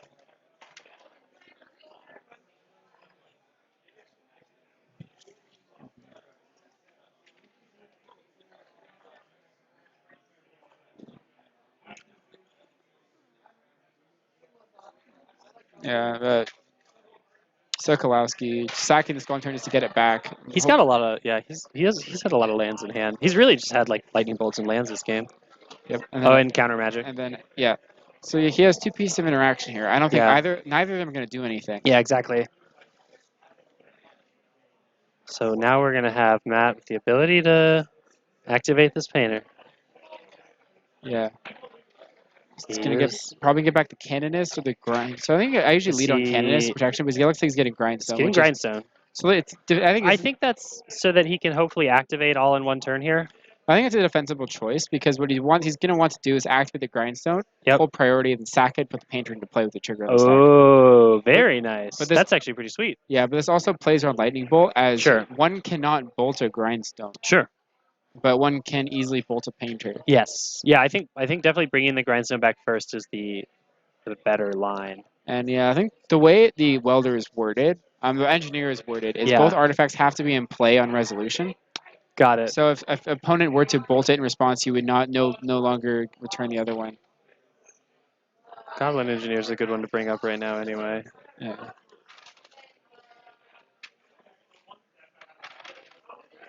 Oh, it's in the cost. So this unlike Welder, has the sacrifice and the cost. Yeah.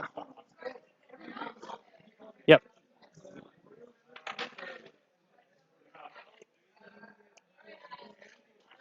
Let's get that to clear. Wait a second. Matt may have drawn another land. There we go. Yeah, Matt's Sokolowski's been pretty flooded in this game. Look at that, 6 lands in play for the Delver deck. All right, so the Grindstone got turned into an Aether Sworn Canonist. We're going to attack Renin 6 to prevent a emblem. Oh, yeah. That is actually super good I because don't yeah, think he can beat an emblem. yeah, exactly. Because that's when Matt's going to leverage his. Good heads up from Matt to start landing. that fight because yeah, he needs his opponent to not have an emblem I first. think I may see. I think I see a Karn the Great Creator, or multiple Karn the Great Creators in Saxon's hand.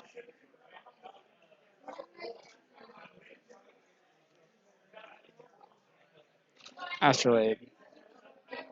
Yep. I think Matt forces this because this is the only thing he really can force. Yeah, But and also, it's yeah. pretty good. Like, just like not giving Matt another artifact on the battlefield Yeah. and negating the card draw. And then that also sets up a situation where Matt can just like, oh, sack Astrolabe, get Astrolabe, sack Astrolabe, Yeah, get exactly. Astrolabe. Yeah. TNN. So this is at least a live draw for Matt, which both stymies the aggression from the Canonist, while also actually being a clock. Yeah, it's gonna. Yeah, exactly. It's gonna protect the Ren super hard. And yeah, Matt now is just gonna have to try as best he can to a simple combo before Sokolowski can do anything. I guess Sokolowski has this little bit of tension between attacking with the true name and keeping his Ren alive. Oh yeah.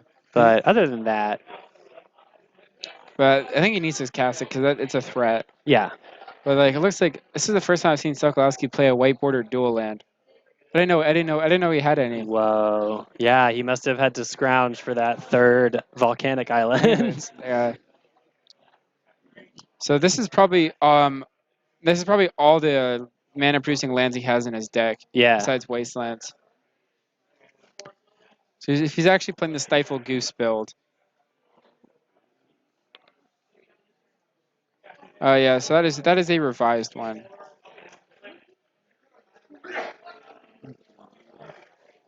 I can tell from the coloring. Yeah.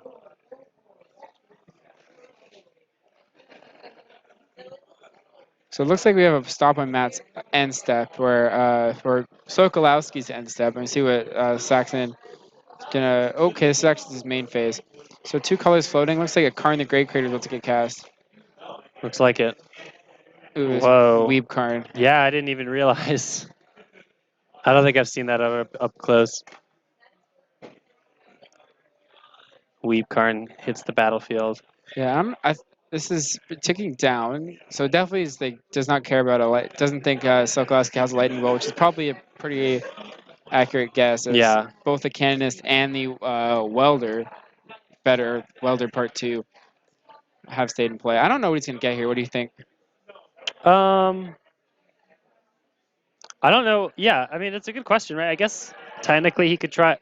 He can't play Lattice. Never mind. No, That's way too much mana. If he's gonna go on the Lattice plane, probably gets LED, so he can What? tick down the card, sack LED, then cast Lattice next turn. Ah, there it is. Okay. Or he could get something like maybe it's like Winter Orb, or like another value artifact, or like a Grindstone Painter in the sideboard.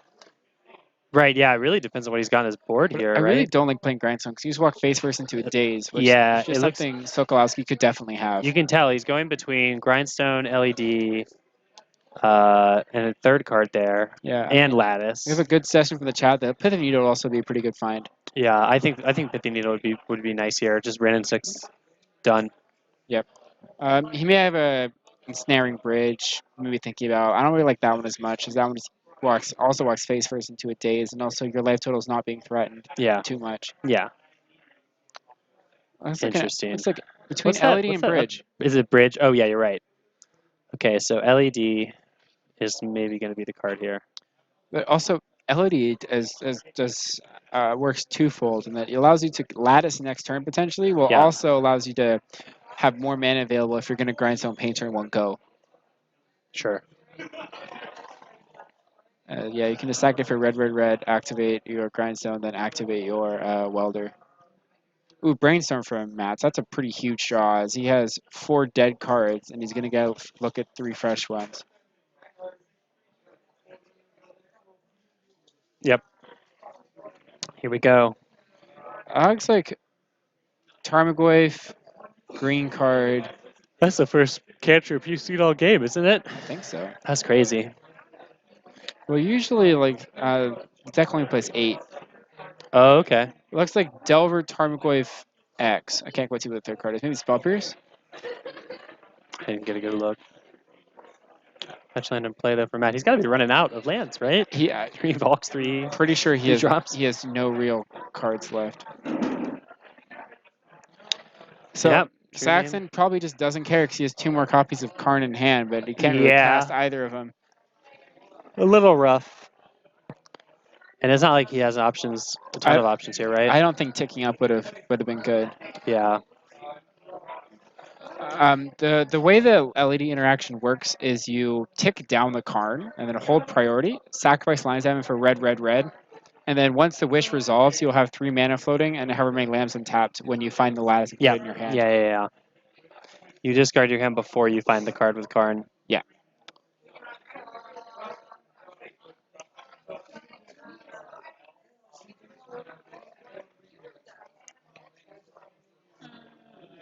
Okay.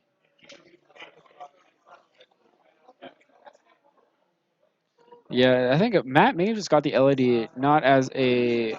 What's he doing? Can't do that. He may have got the LED because as it's a 0 mana artifact, you can resolve and then start welder looping. Yeah. Yeah, Matt takes a while there, I think, forgetting that he couldn't block. Yeah. Yep. So Sokolowski is out of fetchable lands, Yeah, just a nice shuffle off that brainstorm, though. which is pretty standard for this kind of deck. Makes sense.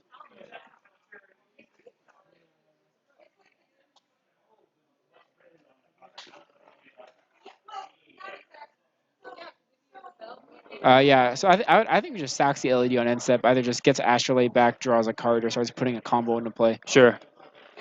Yeah, it looks like he might try to go for... Oh, no, just, gonna grind. Well, he wants to find another mana source here. Makes sense. Yeah, I guess going for combo just doesn't do it here anyway. Was that another LED off the top? What are you... No, a land. Oh, it's like a Scalding Tarn. Yep. So yeah, 2 Karn. He can either tap out for a Karn or he can do the double trader or double... So I think he's got a Oh, no, he can just... Yeah, he has Ancient Tomb. I think he's another city. the city. But Oh, he yeah. also has a fetch land, so he's, I think, deliberating between those two. I don't know why you wouldn't... I guess- think you would really want to play around Days here. Yeah, you want to start with the city, right? And then you play Karn with 1 mana up. Yeah, because you haven't Yeah. played into Days all Yeah, game. yeah, and that yeah, is here we go. something that's like your opponent's 90% to just Here we have. go, yeah. I like this play a lot from Matt I think he's Saxon. going to get Spell Pierce though. That is a tough one. One more than Days. Yeah, but this is going to be fine here because he's still going to be able to start welding away the Astrolabe and start drawing a couple more cards. It's a good point. And he keeps the Ren and 6 off from ulting again, too. So I think I did just see a Mongoose from Sokolowski. So you know he's got some class in his Delver decks Yeah. at least.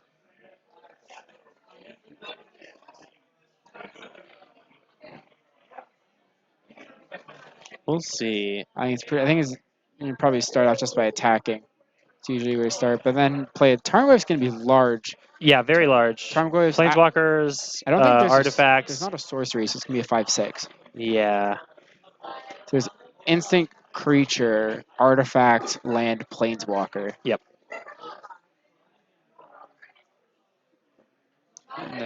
Goofy.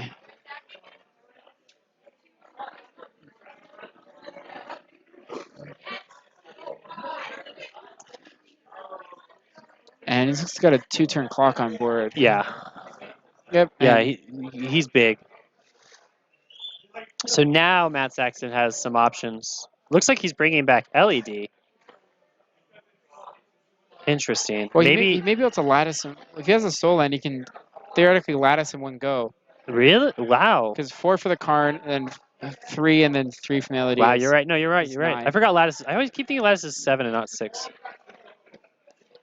So he's got 4 colors floating. All right. Or maybe just be getting Bridge. Bridge also would not be bad to get here. Yeah, bridge would not be bad to get. Yep, taking 2. The Keeping LED, track of life totals. yeah, so the reason that he definitely wants LED if he's going for the Bridge plans, he's going to discard his hand. Yeah.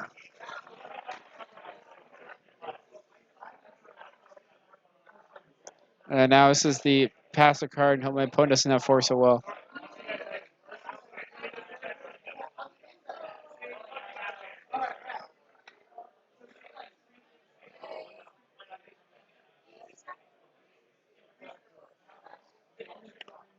I think Matt's just thinking here, but I'm pretty sure he's going to end on the Karn find bridge, cast bridge plan. Yeah, that makes sense. It's just another engineer in hand too, right? So it's not like Well, it's something what you is probably that? want to Yeah, cast after. right. I think he's trying to figure out if he just wants to cast it out. Well, you definitely don't want to cast it out because if you cast it out, then you can lose a bridge to days. Oh, yeah, you're right. You're right. I wasn't thinking about days. Okay. Oh, so I'm thinking he's just finding this. I don't. Yeah. Yeah. Oh, that's a. What is that? Oh, that's a bridge. Staring bridge. He didn't sack the LED though, so he can't cast it. Yeah.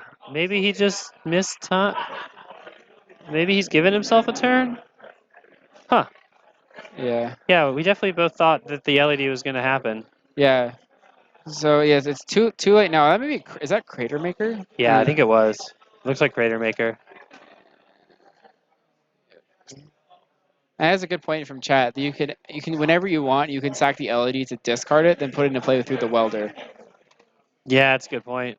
But at that point, you'll need to sack your Canonus, which Yeah, is yeah, I yeah. think Matt's LED puts it probably against you, will, fine but to take whatever. that line, as it allows you to resolve a bridge through counter Sure. magic. Yeah, I like that a Ooh, lot. that's a stifle out of Sokolowski. That's gonna be a blowout. Yep. If that's the line If he, Matt he gets took. the timing. Yeah, I'm pretty sure if Matt was gonna go for the discard my hand, put bridge into play line, that was the time to do it. To at least Yeah. keep his card around. And I'm pretty sure Sokolowski is about to blow him out with a stifle on the welder activation because you do have to sacrifice as part of the cost.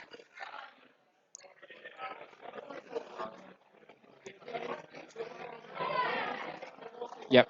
There it is. That's the blowout stifle. So Matt just goes down one artifact, doesn't get anything back out of his graveyard. Does still have the bridge in hand.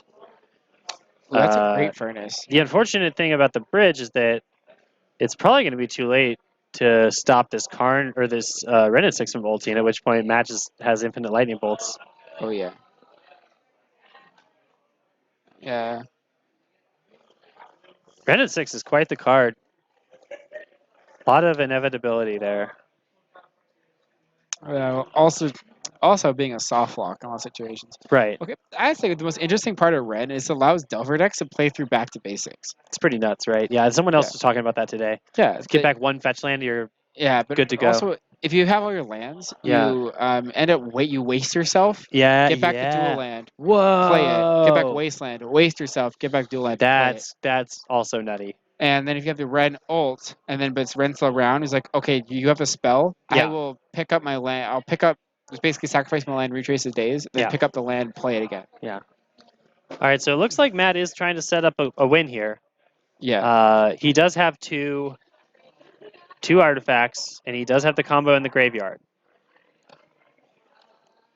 Okay, so now after that, I think this is in Matt's instep. Matt Sklowski's instep, I should say. Matt's got like some bunch of lands. So I think he needs a mana source. Yeah. Because he needs a mana source. He needs 3 mana to activate the grindstone, and then 1 mana to weld. Yep. It doesn't look like he That's found not it. gonna do That's it. not good. He can always put the ensnaring bridge back into play, which Of probably what he has course. to do. Yeah. Of course. Probably giving up the astrolabe, but that's fine. Yep. And and he drew Blood Moon off the astrolabe too. So that's not even particularly great here.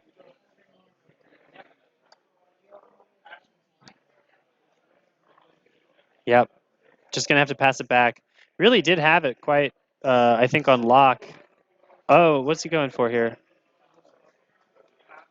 Yeah. Okay, he's just doing this in upkeep. He's just getting the bridge back. To give his opponent one last look at Stifle, Yeah. which is very definitely huge. good to correct. Yeah. Pretty sure he's about to get triple bolted and then just die. That would Well, he make a lot can't of quite sense. get triple bolted because the cannon is in play, But, yeah. yeah, Matt can bolt the Canonist and then bolt Matt Saxon twice. I think he bolts a canonist and holds up another bolt to protect against the combo. Sounds good, yeah. No, makes sense. No, it looks like he's just going for some bolts to the face. Oh, to the engineer, of course. Never mind. And now he just Yeah. hedges. Because theoretically, Matt could just be holding Soul Land Painter, in which he won another bolt. Yeah. Retrace very strong here. That's a Magus to the Moon. Looks like Matt was just holding Magus, Blood Moon, and then maybe a Goblin Crater Maker. That is one cratery boy. One Crater Maker. One Swole Imbercool Murderer. Oh, yes. For some reason, I've had that card blow up my GTA just too many times. It's really annoying. Yeah. Because I was playing Allurin against Goblins, and my sideboard was just like, so my sideboard's like, okay, I'm just going to bring in GTA. That's probably good against Goblins. Seems great. Oh, It's like, yeah. put it on my Strix, attack, and he's like, Crater Maker. I was like, I've seen Crater on, Maker man. numbers go up and up in Goblin lists. I've seen 4. Yeah, I've seen yeah. the average has been 4. That's crazy. It does. I mean, it has use at every point of the game, basically, right? Like, you're always going to have an X2 to kill in most of these matchups, or an artifact, or artifact, if not both. And it's also just being a 2/2 for 2 is usually Exactly. fine. And if you don't, you just start attacking with it. I even saw some like really aggressive not Rug Delver, but it's Blue-Red Delver. Blue-Red Delver. Have a Crater Maker as it's both a creature that attacks, a main deck out to Chalice, a main deck out to Batter Skull, but also kills opposing Delvers. I love it. I Like- think that's great. Yeah, yeah, yeah. I'm sure. It's a slow clock, but like, Yeah. it just covers a lot of ground.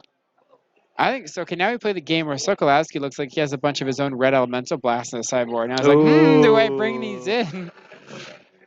That's like ultimate. That is fun. That must be a fun thing to think about for the Painter matchup, huh? Yeah, that's like ultimate mind games. Because Yeah, I think the Painter deck keeps in their blast as they still want to hit counter magic, sure. but they're less likely to just name blue off their Painter because if their opponent can just have it. Yeah.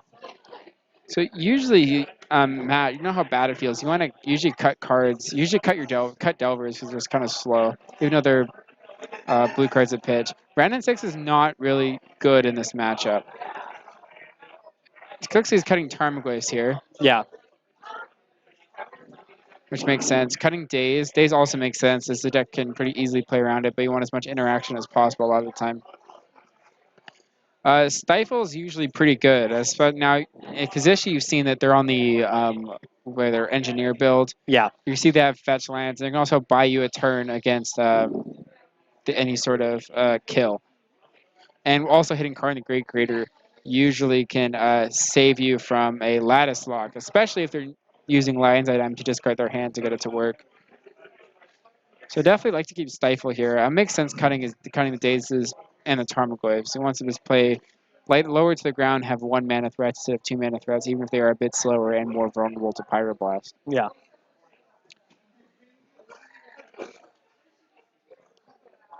Matt making sure he got his wishboard correct. That is a tricky part. I mean, I've done that playing. I had a friend do that playing tests where game 1 they wished for their tendrils and killed them, and then you're like, oh yeah, I'm just gonna. Oh, it's great. Like it's burns. I'm not gonna sideboard.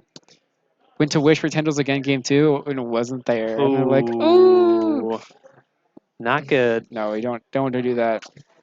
Yeah, always check. It's a good habit to make of counting 15 cards before you start your match. You just never want to start a game and like open your hand and see a sideboard card you forgot to put back. Just oh yeah. Not a fun way to start your match. Okay, looks like Saxon's probably on the play here. That's his standard in this Oh situation. yeah, we'll put Matt up one game. That's Sklowski. Also, you gotta change his deck name to Canadian Threshold. That is fair. That is fair, and we can do it. We wanted to make sure before we bestowed the title of Canadian Threshold onto an inferior Delver deck. Yeah, it's true. Once we make sure that there's geeses in there, which actually I guess we didn't see, but we can assume. Oh, there were stifles. That's what we. Yeah. There were Stifle and Gooses. The only reason Goose wasn't cast is because Canonist said you can only cast 1 card per turn. Oh, was there one in his hand? I just didn't see it. Yeah, there was one in his hand for a long time, but he prioritized the true name and the Totally. Goyf over No, it. I mean, all that lines up. That makes sense.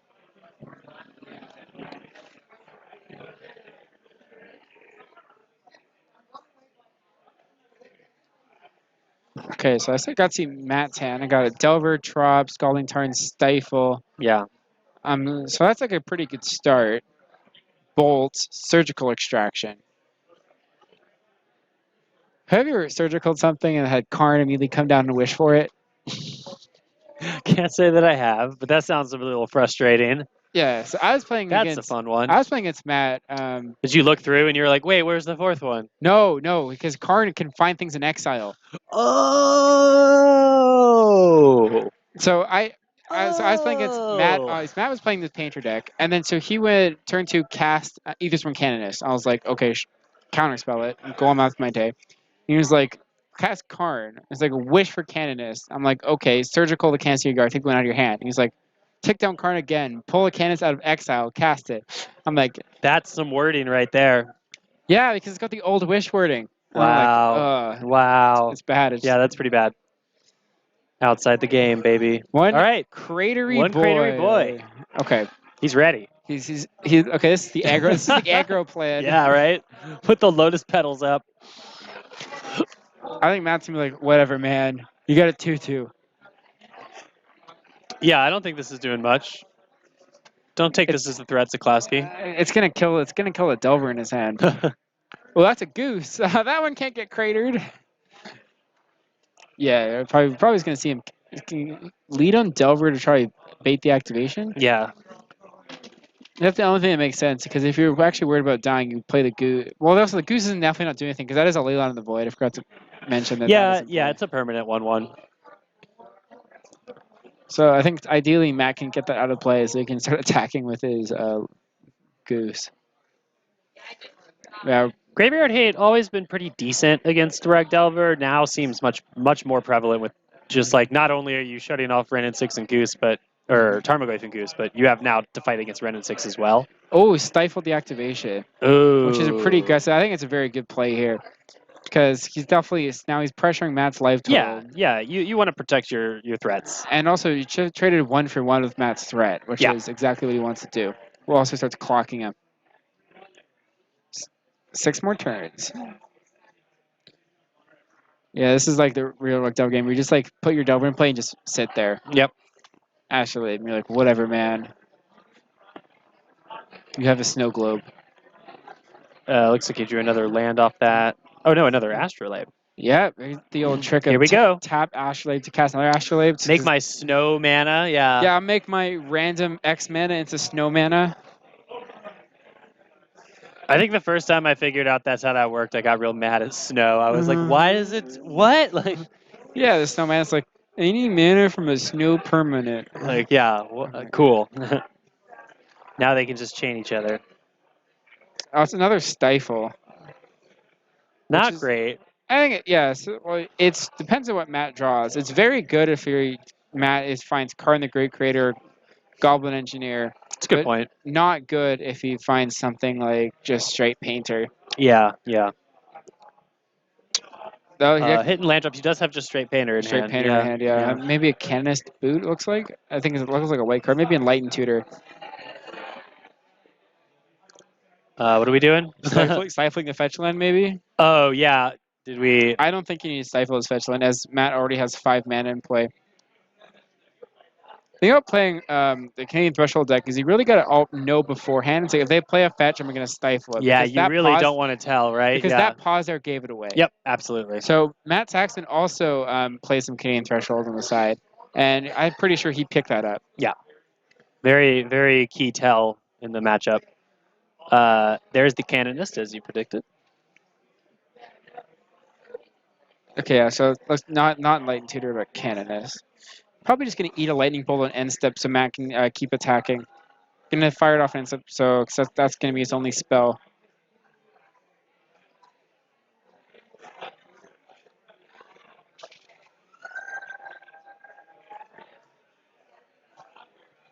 Yep. All the shortcuts.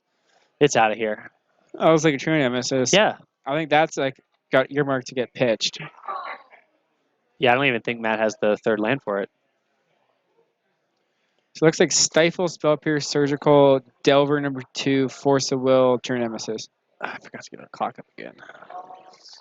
Got 15 minutes left in the round, folks. Which is certainly a good place to be from Sokolowski's side. Yeah.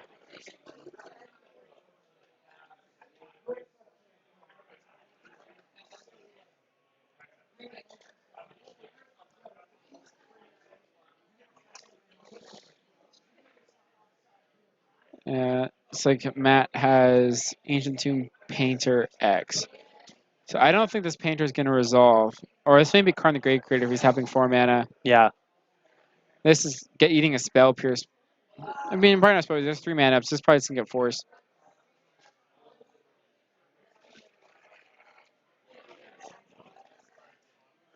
Looks like it's going to resolve. Is he just going to try to Yeah. stifle it? Now, I'm pretty sure what Matt's going to do is you take this plan is you just force whatever Karn gets and then attack it down. Oh, yeah. Yeah. So he's taking, yeah. taking the slow plan. Oh, 'Cause- yeah. That's a good point. Yeah, by taking this route, he minimizes the effect of any later Karns as whatever. He's stifling Yeah, it. he's just stifling it. Yeah, that's fine. This is about the same as using a counterspell, right? On Yeah. the thing. Well, yeah. you also get to actually get value of your Stifle, which makes Right. sense. And then you save your counterspells. Yeah, and then he's just going to attack down the Karn next turn. Yeah, exactly. And this Painter. And Saxon. Oh, that's a Spell Pierce. Oops, that's a creature. That's a creature. And he's like, okay, fine, force it. Probably, right? Pitch the spell pierce. I don't let that resolve. No, pitch the true name. Yeah, The true there we name. go. Yeah, definitely don't let the painter resolve. And it's all the same pile. There you go. Perfect. He's like having the Painter in play just gives Saxon so many life draws. Yeah. It's like a That's a Renin 6. That's a pinger. That It's not bad. I mean the base. Well, it means. So it's 6. Then What's Karn's minus number? 2. 2. Okay, so we could Well- just put Karn at 1. So I think what happens here is he attacks the Delver, attacks a card with Delver, attacks Matt Saxon for 1, puts him at 6, plays Ren, pings Saxon, puts Sure. him at 5, and then Sure. the next turn it's lethal. Yeah. That lines up. Yeah, so you have to kill the Karn, but also be lethal in 2 turns. Yeah. Just minus.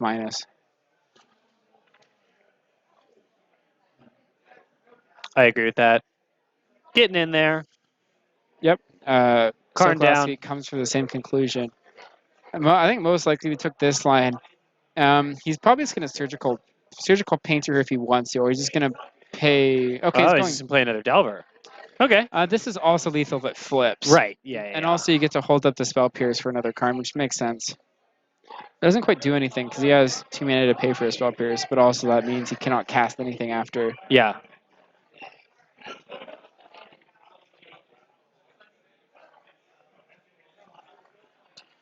Flips.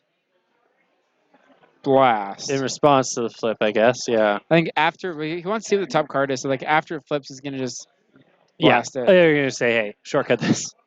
Yeah. One of these is flipped over, one of them isn't. That technically is what you want to do because you get the most possible information, but your Sure. opponent doesn't get the extra card. Yeah. quite yet.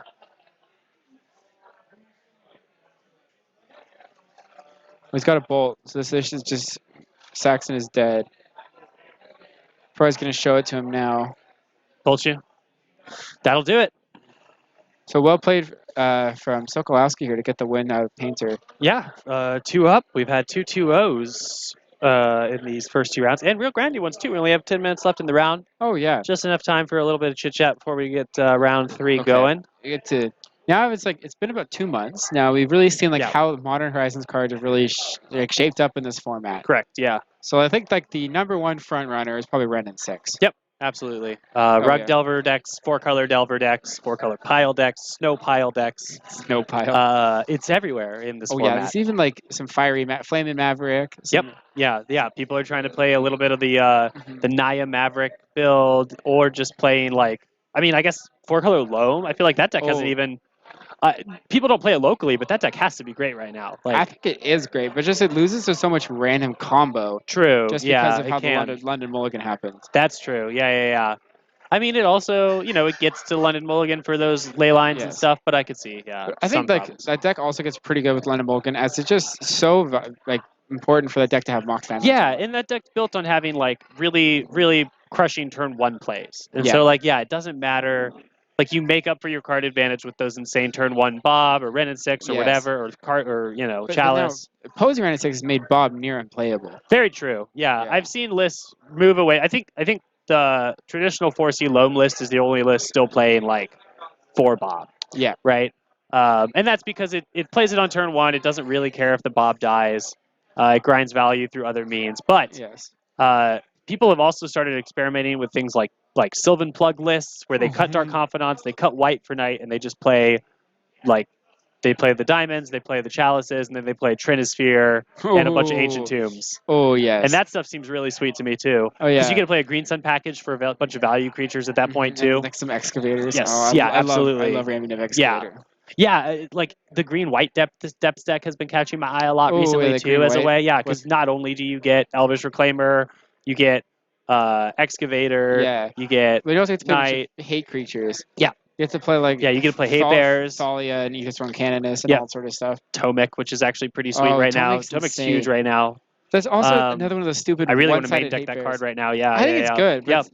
Yeah. I might end up main decking that card for GP Atlanta and whatever deck I end up playing because it'll be like either DNT or Oh, humans or something, I'm- and Tomic will have a place. I'm pretty sure I would definitely play humans over DNT because DNT is like on the getting the rough end of like everything. It's hard. I think it gets over. I think it's over exaggerated. Mhm. Like I think good D&D players still. I think the match. I think you can still play the deck to success in Oh, yeah. Legacy. I think it's a lot harder. I think the main problem, and someone was talking about this on the one of the Legacy podcasts today, is that Mother of Runes and Nathalia used to be like almost like an archetype in Legacy. Like you could curve those two and they would do some work against almost every deck. And now it's not even so much written in 6, it's the fact that one creature, Plague Engineer, completely hoses those two cards without paying any of the traditional taxes that you would traditionally pay Oh, to yes. try and get through those cards. And at worst, it's a 2/2 with Death Touch. Exactly. Which means it's a lot more play than like Engineered play. Which Yeah. also would have been bad for you. But Yep. still costs 4. But Still means your opponents can't play humans really. yeah. So it's a rough, kind of a rough world out there for those types of decks I think in what Legacy. DNT was definitely there's like a huge learning curve to DNT. So the people who are doing well at DNT are Yeah. very good players who've been playing it for a long Yeah, time. absolutely. And the way they won is they're able to eke out edges against Yep. like players. It's who weren't all as about experienced. your Legacy experience Yeah. if you play D&T. But then It's something all about like your something match. like Renatix and Plague Engineer just gives worse players just a way to cheese out really good Yep, DNT you're players. not wrong. You're not wrong. I bet it's starting to happen all over. Yeah. I haven't played D&T for like a good Yes. year or so. Oh, yeah. But I don't haven't know. played D&T since Yeah. since Mono Resonance came out. But Yeah, like Renatix like twofold that it's removal against a lot of your creatures, but also it means it can pay through Athalia. Yep. Because you just get all your lands back. Wasteland's not quite as good. Yep. You have to play 4 It really colors. negates like a whole archetype that's been pretty decent in Legacy for a while. Mhm. As far as like just really like making it like again like we were saying, like it's not like it's dead, but Yeah. it's hard to want to pick up Oh yes. if you're not already familiar. And that's Yes. like it's not like humans is the best matchup in the world either, but like I just wanted to keep playing Mother of Runes and Thalia, so Yeah.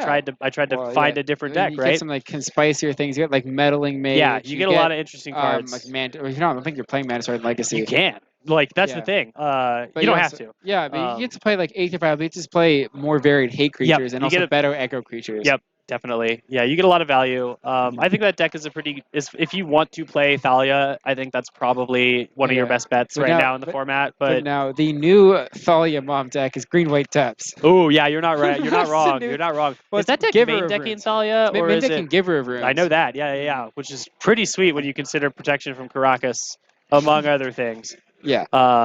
Yeah, no, I love that deck. I'm actually trying to maybe finish putting that together before Atlanta as well. I would have to get some reps in and stuff, but like, I would at least want to run it in sides or trials or something like that. Play a 4-rounder with it. Oh yeah. That's the big thing, though. I love showing GPs and just playing really just weird Yeah. piles. Yeah. Like I've gone like GP side events playing like Bizarro Stormy. I've played like 4 rounds or 3 if you want to Yes. draw is the perfect amount to. yes. But yeah, but I guess they are all 3 rounds now. 3 rounds is the perfect amount The to mess trials around. are 4. Everything else is 3. That's it. Yeah. But I've played some really. Oh yeah, it's super stupid fun. decks. Yeah. Yeah. But yeah, main event wise, it's going to be a weird one. It's going Oh, to be a yes. weird GP for ATL.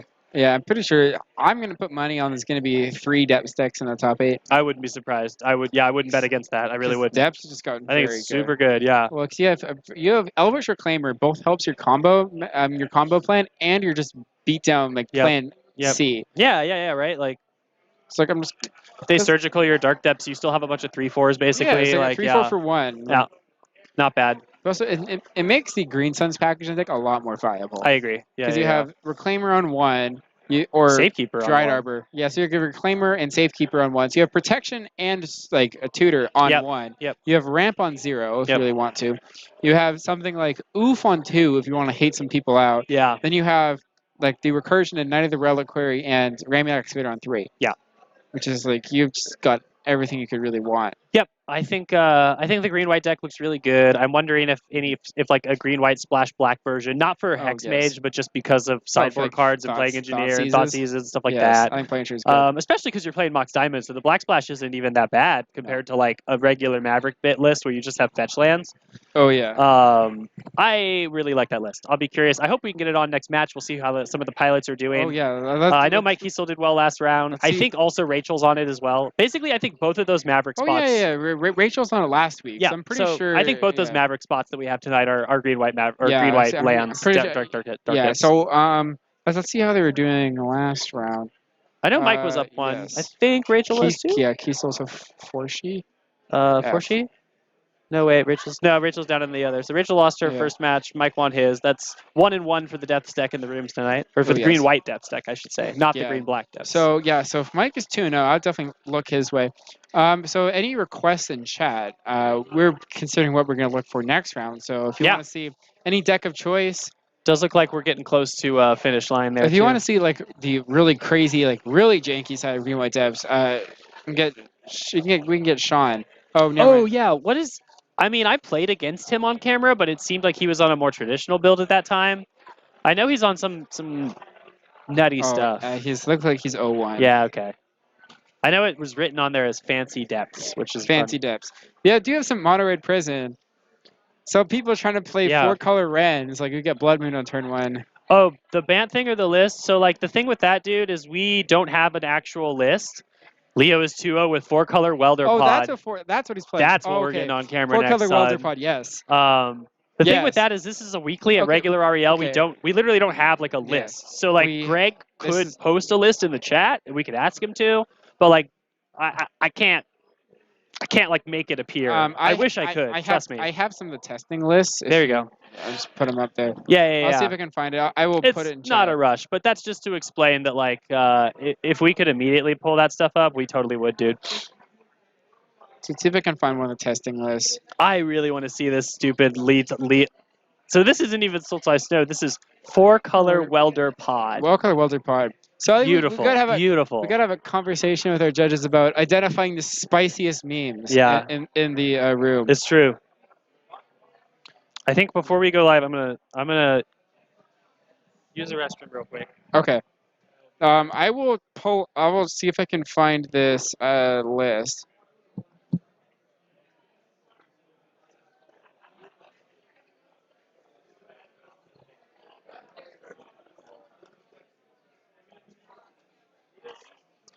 Okay. So I can't quite find the list, but the general idea of the Bant deck was a bunch of random value creatures, mainly Watch Over Tomorrow and the Snow Snake, and then 4 copies of Ephemerate, 3 copies of Spellseeker, and like Plows, Jaces, and Teferis to just really outvalue your opponent and eventually assemble a hard lock of Teferi plus Orm's Chant plus Ephemerate with a Archaeomancer to buy them back. As Ephemerate it the first time, get back your Orm's Chant. Ephemerate the second time to get back your Ephemerate.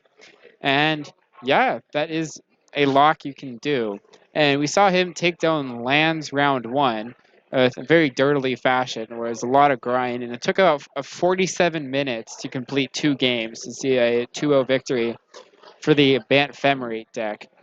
I'm going to continue to look for the list. But if you've got any questions or any requests, anything you want to talk about, just ask in chat, and you can get on it while Jake just runs to the bathroom for a sec. So to recap what we have in the room, on the more spicy side you wouldn't really see very often. We got some Pox. We have quite a lot of Reanimator. We have 1 copy of a Doomsday deck, if anyone wants to see that. But yes, okay. I see you, the man with the plan. Yeah.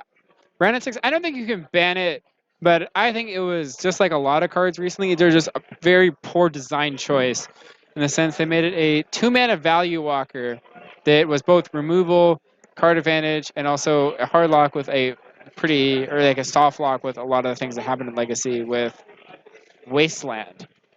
And if it was mainly a more of a niche card that could slide into like Loam or like lands to like kind of bump up one of the decks you don't see as often, then great. But now it can slot into everything, and that's just like, ooh, that's not really a place you want to be when everyone can just play Ren and Six and have 4 colors in their deck.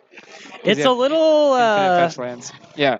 Yeah, I think that's the real problem, right? Like, Mhm. red green is hard to cast, but if you only have to do it once, Yes. then you're fine. Oh yes. Yeah, But also, it's a 2-mana walker that starts on 4. It doesn't start on 4, but it starts on 3 and then plus Starts at 3. 4. Yeah, no, the 3 is egregious. The 2 cost is egregious. It's weird, but it feels like in Legacy, the plus and the minus should almost be reversed. Because getting back a land is so much better than picking a creature. I don't know if that actually makes sense in any other format, but Yes. Okay. Okay, but like, Deathrite Shaman was banned for a similar thing that it allowed people to play like 4-color bullshit whenever they wanted to. pretty much, yeah. Yeah, I mean the best Deathrite Shaman deck was a Grixis deck. It was Yes. not a green deck in any way, shape, or form. Yes. So I think that's fair. Yeah. Okay, but yes, to the chat, we are definitely. Yeah, we're definitely gonna get that. Oh, Leo we're Zeckler definitely getting the is pod in deck. there. Yes. Because I actually just want to see this. I'm just gonna headlock him and force him into the seat. Oh no, he's down. He likes. No, he's down. Yeah. It depends on whose opponent is. But maybe it's him versus Mike, and that's going to be an interesting one, to say the least. Yeah, even if it's someone we've featured on camera already, I'm gonna go ahead and say we might just put it on camera. I just hope that he's not matching up the combo deck. That's fair. I want to see him play something fair. I mean, he is the combo deck, right? Like sort of. Oh yeah, but he's like a turn 8 combo deck. Yeah. But you get to like see a bunch of like It's wacky true. stuff. Because I play like Pod and Canlander. Yeah, me Sometimes too. You have like a huge It's board, and you got to take insane. the wackiest lines. Yes, it's so fun. Yeah. We like, play very similar lists, I yes. think. Oh, Yeah. I call my list. It's called the greediest of G keys. Yeah. 5 colors with Dark Depths and Leavold in it. Whoa, that's way greedier than my list. Oh yeah. I definitely don't have Dark Depths. That's awesome. Oh yeah, no, but sometimes you have like these insane lines. Yeah. So I had a Revelark in play. Yep. And then I had a Phantasmal Image copying an Ashen Rider. Ooh. So what I did is like, I take Yava Maya Hollow. I targeted my Ashen Rider. Yeah. So I had to sacrifice it, got the Death Trigger. Whoa. So then the Death Trigger exiled my Revelark, which got back Karmic Guide and like some random creature. I mean, it could even get back the image, right? To copy something if you wanted, or anything like that. Yeah, so I had to sacrifice the XM on Revelark to then get Karmic Guide, which got back Woodland Bellower, which got the Untappy 3-drop. Yeah. And the Untappy 3-drop was then a combo creature I could use when I neoformed my my Goblin Settler into Kiki Jiki. Disgusting. And then that was like the wackiest game. There was a game I was playing before Monday night once. I don't know if you saw this, but my opponent, I forget how they tutored somehow, and they were trying to assemble Key Vault. I had the 3-mana Vivian in play, and I had Zealous Conscripts in hand. So like the moment they tapped to target Time Vault, I was just like, flashing Zealous Conscripts. Just snatch that Time Vault, and then it untaps, baby, and then you take another turn. And we did not play the rest of that game of Magic. Oh, okay. It was donezo. Okay, just the Magic player in chat. Yes, there are Canlander tournaments. Yep. Canlander 1Ks, there's like one every 3 months. Yeah, it's not super frequent, but they've started doing them. I think they'll continue. Like I think that's what. Yes. Yeah, like once a quarter. Yeah, once a quarter. But yeah, so they're usually 1K tournaments, $25 buy-in with like $300, $400 to first place, pay out to the top 8. Yep. We usually get like 35, 36 players, and usually about 5 rounders. Yeah, I played in the last one for the first time. It was my first time playing. It was second time playing in any competitive Canlander event at all. It was super fun. It's always format's really fun to play. Yes. I will say Strip Mine's not fun to play against. Oh, I play Strip Mine. I have a color deck. Oh yeah, I played against my 5-color deck too. I was playing against Patrick Tierney's Jund deck, and that was a gross Strip Mine deck. Ooh, I mean, he's playing like the backdooriest combo of Fastpawn, Courser of Crewfix, Crucible of World Strip Mine. Yeah, that is the combo. I had a game where he went. He had like turn 1. I think he just like Thoughtseize me or did something like kind of innocuous, and then turn 2. He how did he do this? He got Imperial Seal, Oh man, I'm forgetting the line now because I have to think of it on the fly and I'm like on camera and shit. But basically, he strip mined, Imperial sealed for Life from the Loam on turn 2, Oh and no! then just like was like go, and then untap, was able to like untap and just Oh, go off yes. there. Yeah. So like a common like play how like my deck, so you get like a survival or so you like go turn 1 Dork, turn 2 like survival or like Fauna Shaman, Sure. Yeah. and then you just find Knight of the Reliquary, Yes. Yeah. cast it, Yes. and you're like okay pass, and then your next turn you're just like Strip mine. activate, strip mine you, activate my float of mana, Yep.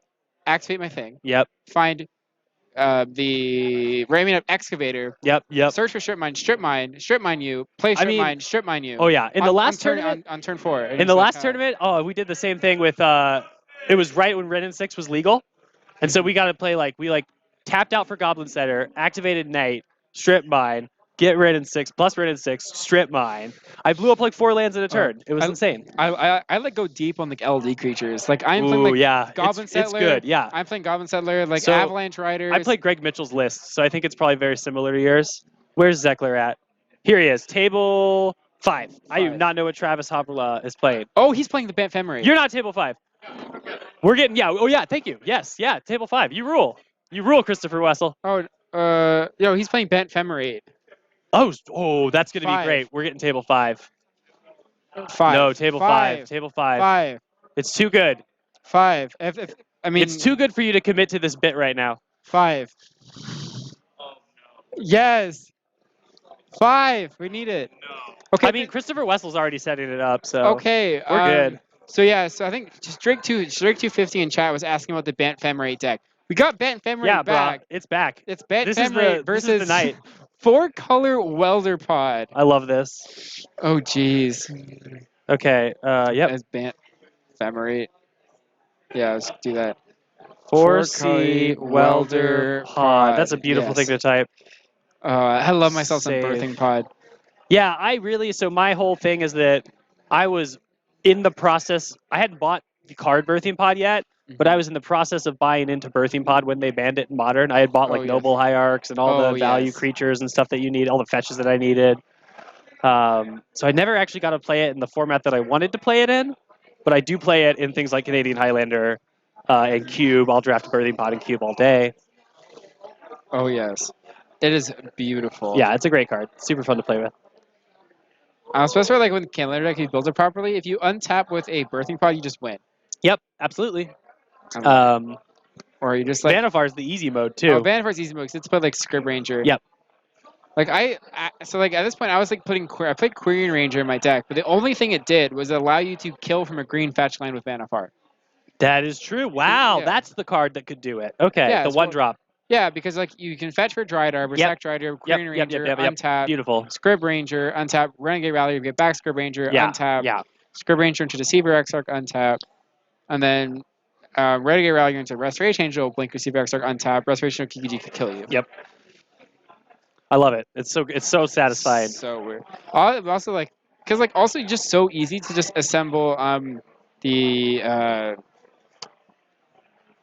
Spike Feeder plus the Archangel of Thune combo too. Yeah, if you're yeah. gonna- I think the best feeling is like you have like a spell skite just randomly, and then you just like do that combo, and then your spell skite's arbitrarily large, and you just hit him with it. Yes. Make one giant swell creature to swing through. Yeah. They're not going to concede the life gain. Yeah. Yeah, well, you make your creatures like huge, and like, because then you also get to just have outs against your opponents like trying to splinter twin you. It's Yeah. like, how many creatures are you attacking with?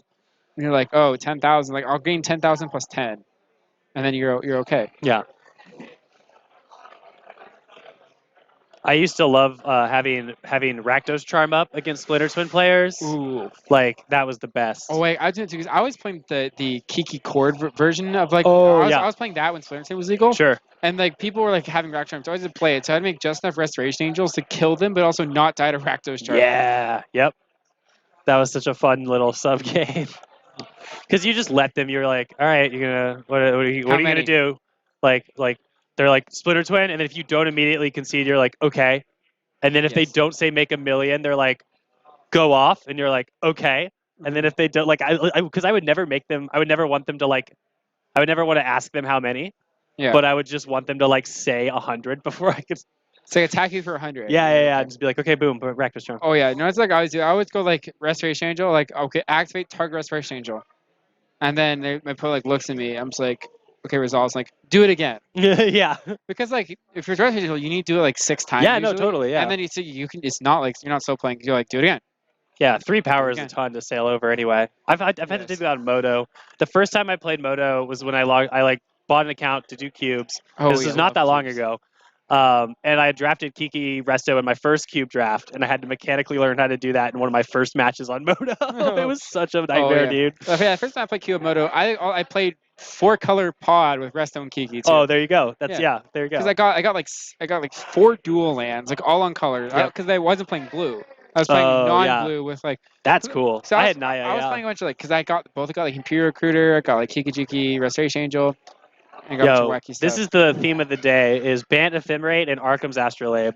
Oh yes. Boom. I mean, it's good with That's the theme Welder. of yeah. It's true. Too bad like engineer can't put pod into play We're because getting- pod's too expensive. I know it's too bad. So I can entomb a pod if you really want to. This is gonna be a crazy matchup. Like I'm not gonna have a lot of commentary what people should be doing because I actually have no idea. No, absolutely. I don't think either of us is gonna. I think we're here for the color, and for the figuring out what's in these decks. Yeah, we get to judge which player has more class based on their selection in snow-covered basics. Sure. I think Leo's doing pretty good. Pretty good. Can't argue with the originals. Just look at, Isn't that oh my amazing? God, Isn't that this is- amazing? Oh, and a Misty to boot. This madman didn't even play around days. Yo, yeah, right. What a madman! It's like, oh, that Vista doesn't scare me. I don't care. Go get your basic island. Wow, I love it. All right, so Vista is a pretty sweet Modern Horizons card. I actually like that one. I'm pretty Quite a sure bit. that card was necessary to print. Yeah. It fixes a lot of stuff. It is another. I think that's the only fetch land they'll ever print again, right? Like an only Yes. new fetch land they'll ever print, right? Yeah, well, it is kind of a budget fetch land. Sure, As yeah. it's cheaper than all of their fetch lands. That's a good point. Oh, swords. But also it means you can play in any deck. Okay. So it's a cheap fetch land you can play in any 2-color deck if you have your mana base for it, which is We what did they're not wanting. see, notably, Coiling Oracle and Greg's deck. No, I'm pretty sure This is a Greg cool was on none. I think Got it. Travis is more on a modern port, looks like. Okay. He's like directly. The modern one plays like. Yeah. It plays Wall of Omens, Wall of Blossoms, Coiling Oracle, and Whoa. Snow. I haven't even seen this modern list yet. I definitely want to look it up after we're done tonight. We have a Strix enter the fray. It's really hard to tell the swamp and island apart from up here. Oh, I think that's yes. mostly our camera's color more than anything. Yeah. So I think the modern list, I think it was Gab Nassif was playing it, and then Yeah. Saffron Olive ran a league. Okay. And it's pretty sweet because like some people were doing the silence locks with Ewit. Yeah. Some people were doing time warp. Just I like taking that. turns. Yeah, that's way more And fun. it's spicy. I think Saffron Olive went like 4-0, 4-1 with it. All right. 4-1, 5-0, something like that. I'll definitely take that. Travis just gonna cast. Oh, just like I don't know. He's maybe just cast Soul Herder, just fetching, just doing whatever. Oh, he looks like he's plowing the welder and just passing. Makes sense. Seems like a good thing to do. Yeah. These welders are scary. Welders are scary. You do not really want your opponents to be able to tap them. Ooh, look at that mana base. Look at that Island Birds of Swamp Paradise. Taiga. Yeah, baby. We're there. Oh, We're in paradise. jeez. I have never actually seen those lands and play together before. Hey, I mean, no, never mind. Those lands can't cast Ren and 6. Never mind. You got Astrolabe. Anything cast Ren and 6. Never mind. Yeah, you're right. And you go turn 1 basic island, turn 2 Ren and 6.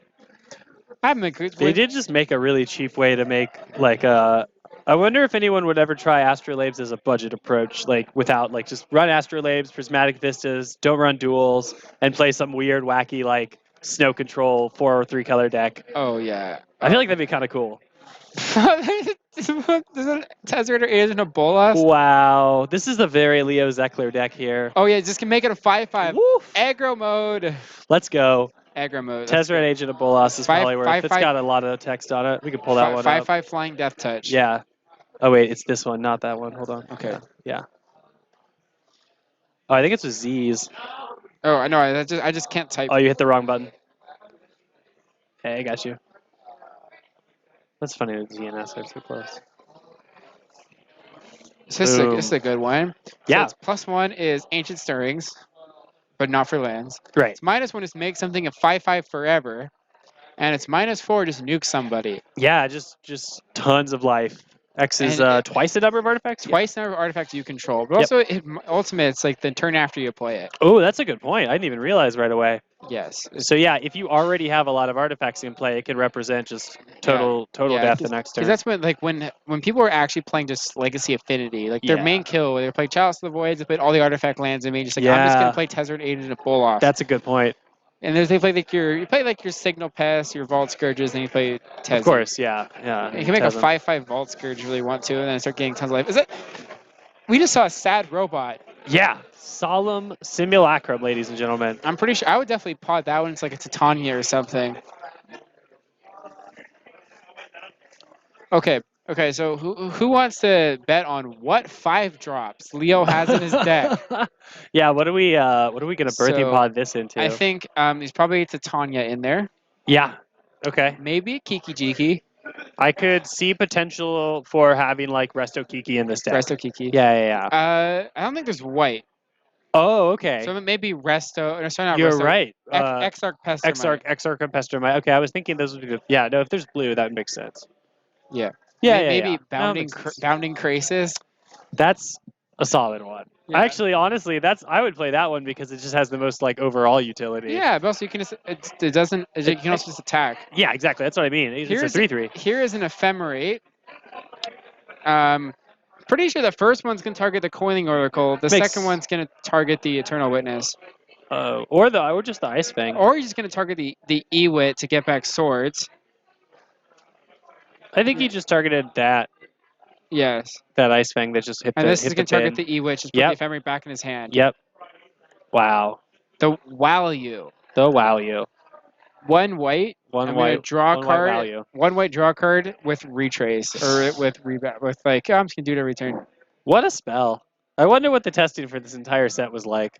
It's like we should just play limited a bunch. Apparently the limited format's good though. Yeah, it seems really sweet. I honestly wish I did more of that. Like, because like last time I played I guess limited, online's the best way to I drafted Good Fortune Unicorn. Okay. Which is like a 2/2 that says all creatures you control enter the 1/1 counter, and then like a bunch of squirrels' nests. Ooh, yeah. So I was playing and also like the then I had like a random changeling theme. Then I played like a bunch of random like Slivers Matters cards. Yeah, yep. With, that's like, what you do. A regular cohort. Yep. So I was like, I went like turn 2, the haste flying haste sliver attack you. Yeah. And then turn 3, squirrel's nest. Turn 4, a regular cohort, 5 in the air. Ooh, yeah. I love it. There is a lot of sweet synergies. Yeah, and in also there. that's like Valiant changelings. Yes. Yeah.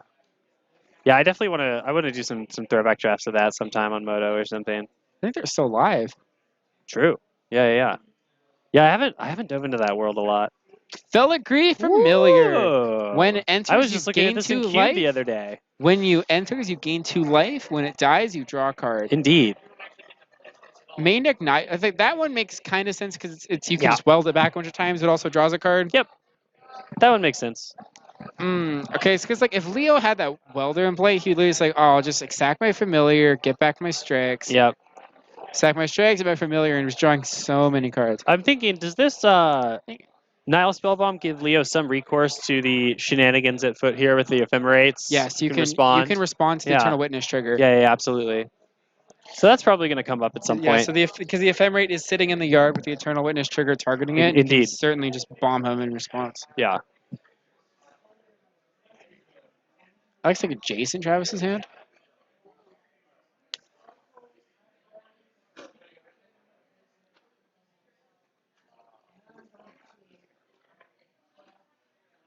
All right. Going to maybe try to ephemerate something.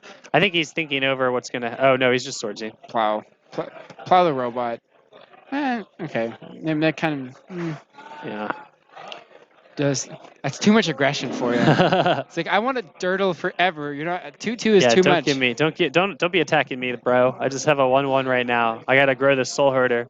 I mean, he missed the trigger on the Soul Herder because it should have got an encounter when he exiled the. Oh, I thought that's what the one was. Was there a different no, one? No, it probably got the one on Travis's end step. You're right. Yeah. Because Travis, yeah. So because every end step, it's gonna get a 1/1. Blink something, right? This deck is sweet. Yeah, I think Travis just missed the trigger there, which makes sense because it's such a niche card with a weird ability. Sure, yeah. I think it's definitely his first time playing it. Yeah, We were brewing this during the day. Nice.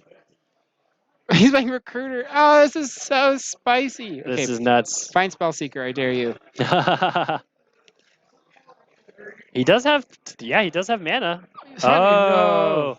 I guess this makes sense because this way he's probably just going to target the Nile Spellbomb. I think target the Astrolabe too. Oh, okay. Because that would, I guess both have the potential to come back, right? Yeah, but also I think Leo's mana is good enough that I think he can target the Astrolabe, or you just force him to crack these Spellbombs so you start like Ephemerate looping. That's what I was thinking, yeah. That probably makes a little more sense. Yeah. Just force the issue, and then you can start ephemerating again for free. It looks like Leo's kind of bricked off on draws. He's got Forest and Birds of Paradise in hand. Wow, and just sending the Filigree Familiar in, that makes sense. Oof, He wants another it, sword. well, he wants it to He wants die. a card, yeah. Yeah, I think, again, missed the Soul Herder trigger. Yeah, I don't think he realizes that hits off the swords. Mm-hmm. Okay, come on, Leo. We're rooting for you, buddy. I want you to just come on. rip Come a on, birthing bird. pod. Yeah, please. I just want to slam and activate Birthing Pod. I think it's going to be hard with all those swords. Yeah. I think it's going to be bye-bye Spellbomb. Yep, sounds good. Leo's going to get what he Bomb. can. Bomb you. Bomb you indeed. Okay, Ephemerate in response in order to get the sword back. Wow. Swords, and then the Ephemerate's That's in pretty nice. Now he's going the Ephemerate's in exile, so it gets missed by the... exactly. Oh, this is super sweet. This is filthy. Yep. That's some tight play right there. I've never seen this much filth from from Bant. Right? Yeah, who would think? This is the Bant deck that's been 5-0ing. Yes, it is. It's definitely apparently. been 5-0ing in Modern. Yeah, in Modern, yeah. That makes sense. This deck is sweet. And then he's going to get to tutor again. This is too much value. Yeah, too much. This deck never runs out of cards, ever. Okay, it's like, it's a question of, what do you want to do? Gain 4 life, blow up an artifact, Right. get a card back from my yard, draw a card, Right. search for a deck for a 2 toughness creature. Every turn. Every turn. Soul Herder. This is beautiful. I may actually just build this. I'm gonna search through my chat archives, find out, get this deck list. Find those lists. Okay. Oh yeah. So Pure and Toothy. yeah, per imaginative rascal and toothy imaginary friend out of Battle Bond. Oh. They're partners, and then Pierre's like whenever a counter something, you like draw some cards or something, and Toothy's like adds an additional counter and put a counter on something. Whoa. And they're partners. You play one, you search the other one. Yeah. Or something like that. Something like that. I definitely remember those cards. I don't remember what they do. I mean, Flavor-wise, I remember them. oh yes. So I'm gonna go out on a limb and say Travis is very ahead. Yes. Leo, despite having a 4-color Birthing Pod deck, is somehow not being outvalued here. It looks like he's went Strix into Strix. Oh, he's gonna have to tap the Astrolabe and make so his mountain is actually a good land. I mean, he's getting a Trop okay, here. let's see what kind of wacky stuff he has in his deck. Right? It's a little hard. See some Okay, vistas. so after this match, we definitely get Leo just lay down his deck and just Ooh, yeah, we should definitely do that. or like just Like, here, I can like send him into the booth. Yeah, And then I know. like I can lay out his deck out there. yeah, we're and gonna you can lay talk out to his him deck about and it. just, like, Yeah, you can talk because to him about it. This is insane. It's pretty sweet. You get Travis here too. Like this. Honestly, both of these, yeah, whack. both of these decks are super sweet to watch today.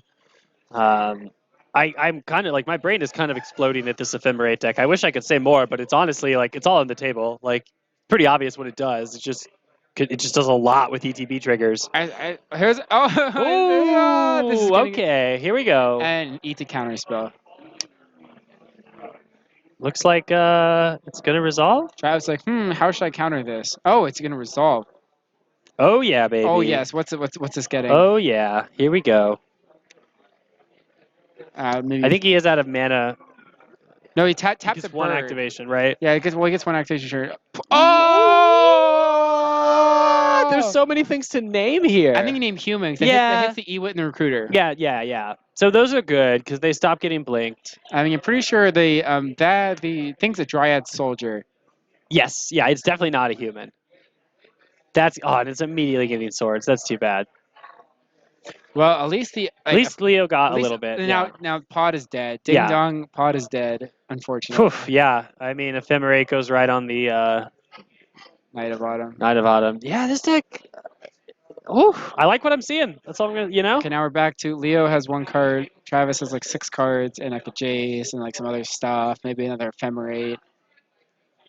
And it's like I don't know what to do. I have too much stuff. Yep. Too many decisions. Another Ewit. This never ends. Yeah, this is. I mean, I'm trying like this. How does this deck run out? Where does this deck run out of gas? That's a great assemblage of cards. Okay, so this deck looks like it just absolutely destroys any sort of depth shenanigans. Right? Yeah, absolutely. Because that's infinite plows, infinite blockers. Yes, yeah. Infinite flying blockers. That's absolutely insane. But like against other combo, it could be a little sketchy. Like Sure. And if it goes like past like turn 4, it can probably find its interaction. Yeah. But besides that, I agree. here's a Leovold. This is 3 mana draw a card as it just takes a plow to the face. Because Travis just has infinite plows. And it's like, oh, I'm just gonna ephemerate my witness. Get back my plow. Oh, is that Duretti? Oh, I love Duretti. That's Duretti. I mean, like the Duretti's so good, but Duretti doesn't do anything on this board. Nah, not much. Because the ephemerate. While also having to sack the Astrolabe to do anything. Like he just probably makes a Sentinel, which doesn't do anything, or he minuses and has to sack the Astrolabe. Yeah, you're not wrong. It doesn't do a ton here. This is a sick deck.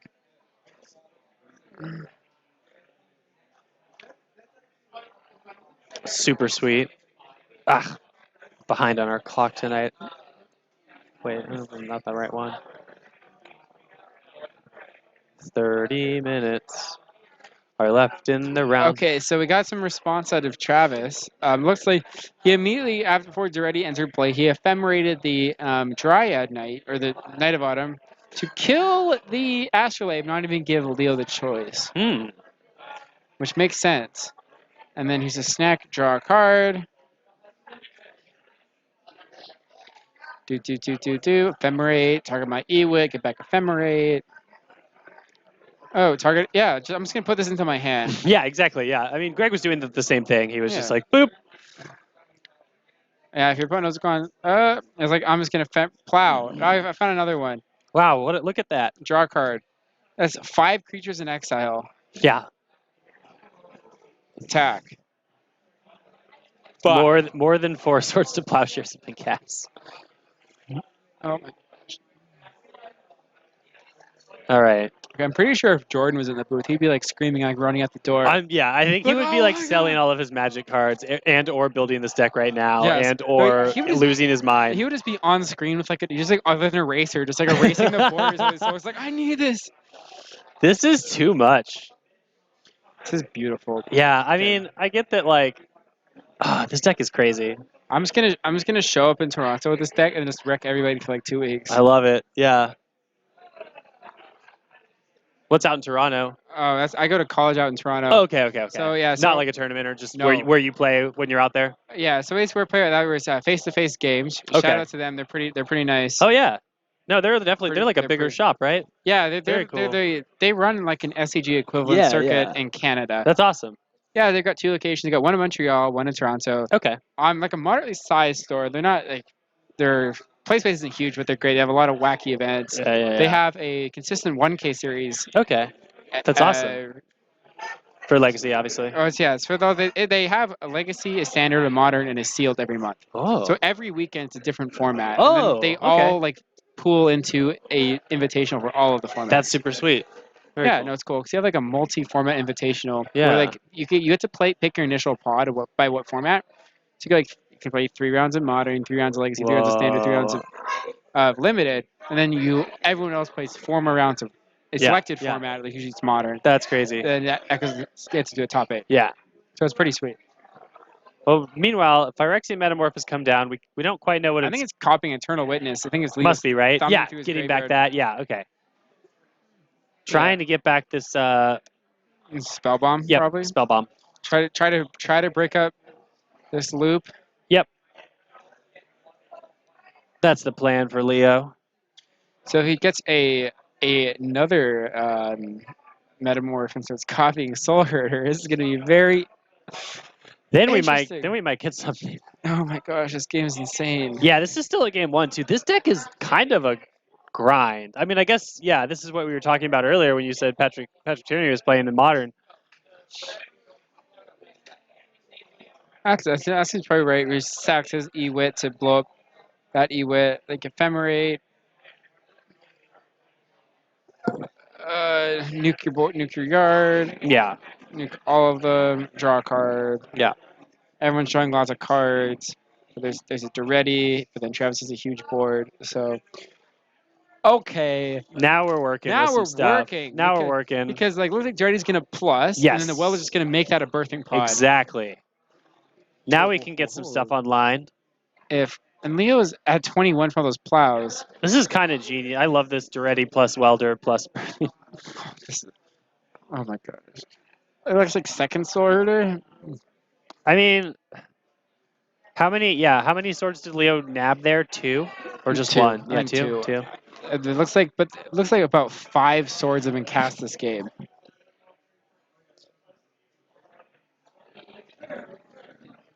What's up with these net decks? Right? Yeah, the meta's just rife. Oh yeah. Gosh. Leo has 4 different types of snow-covered basics in play. Attack for 6 at the ready. The card that has 5 counters on it is Soul Herder. Yeah. New card out of Modern Horizons. If anyone's unfamiliar, we'll pull it up. It is this like weird looking boy over here. Yeah, I love him. Big hand, small head. Big hand, yes. It's like a cape made of The stars. knight, yeah. made of the knight. Mm. So yeah, does a couple things. Gets big when anything else gets exiled, and then key. Gosh, this part's crazy. Blinks a creature at the end of every turn. Oh yeah. I'm surprised. So like this deck obviously probably doesn't have room for Flicker Wisps, but I feel like maybe Flicker Wisp just isn't enough for this deck. No, I think like Flicker Wisp. I mean, if you do that, you get to use it to basically flicker out an opponent's permanent every turn. Every turn, right? Yeah. I think you'd rather just like have like a creature that blew up this type permanent, like Yeah, like the Knight. like there we Knight go. of Autumn. All right, so that's gonna be game 1 to Travis. It looks like Leo not able to get anything down there.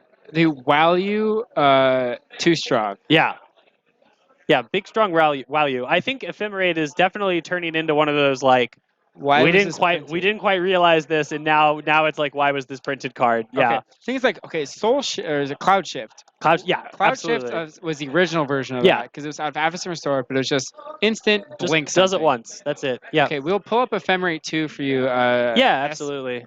5 S's in Afoli. Boom. So it is a blink spell that when combined with Interrogate, it's like you just buy it back every turn. Yes. Because why not? Yeah, and rebound weirdly not exiling the card as it gets cast again. Don't know why. I mean, I guess that's how they drew it up originally, but don't know why they wouldn't try to fix it on this version. I guess because they really wanted keyword rebound Oh yeah. instead of some sort of fixed version of rebound. Yeah, because I think they want to just have everything be keyworded Yep. and just add something. Cause like Yep. so they had like Convoke represented, Delve, Of course. Rebound, Threshold. Yes. Like yeah. all sorts Hideaway. Hideaway. Yeah. Yeah, they had all sorts of stuff. Meanwhile, the boarding for both of even these decks. Retrace. Yeah, retrace. Oh, Cascade. tons. Cascade. Yep. Suspend. Yep. Like all It these really was like a future sight set, basically. Yeah. TSP Part 2. Yeah. I don't know what either of these decks really wants against the other. I mean, Travis seems well set up for game 1 for the most part. He has recurable artifact blow up Yes. hate. And you also got removal for all of Leo's creatures. Exactly. He has exiling removal, which is perfect. This matchup may not be the best for Leo, though we hope that he can This is still going to be combo a some stuff. Yeah. spicy game. I think so. I think it's going to be a good game too. Yeah, so whoever wins, we're probably just gonna try to do a deck tech after this. Yeah, absolutely. Hopefully, Yeah. this does. I mean, this has the potential to go to time if we're just now going into game Oh two. yes. But we'll see what happens. 22 minutes left. I know, yeah. Okay. Both times we put this ephemerate deck on camera, we've had 25-minute game ones. I'm just pointing that out. Oh my gosh. Yeah. Twice in a row now. Yeah, I'm just gonna go get a cup of water. Yeah, go for it, man. I got your mic.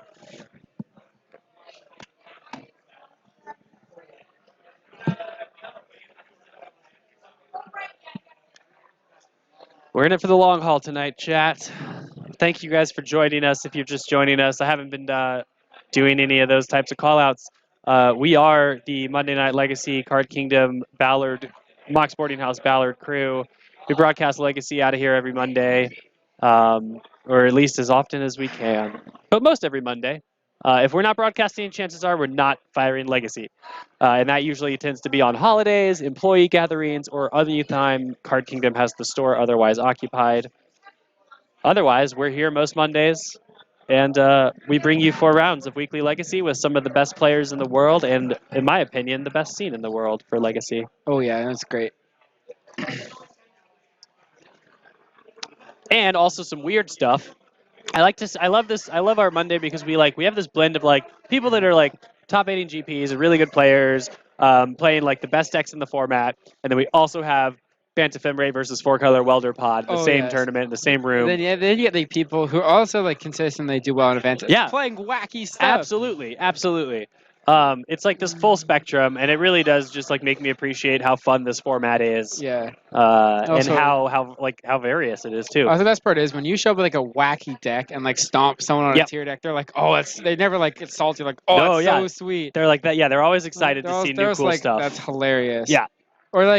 Or they always talk to you like how should I play against it? It's an interesting deck. Like Yep. they never get there's very little salt around here. Yeah, I feel like our Monday night is probably one of the lowest sodium rooms in yes. in all of competitive Magic. In all honesty, Okay, so there's a whole lot of wacky stuff and not a lot of people getting tilted.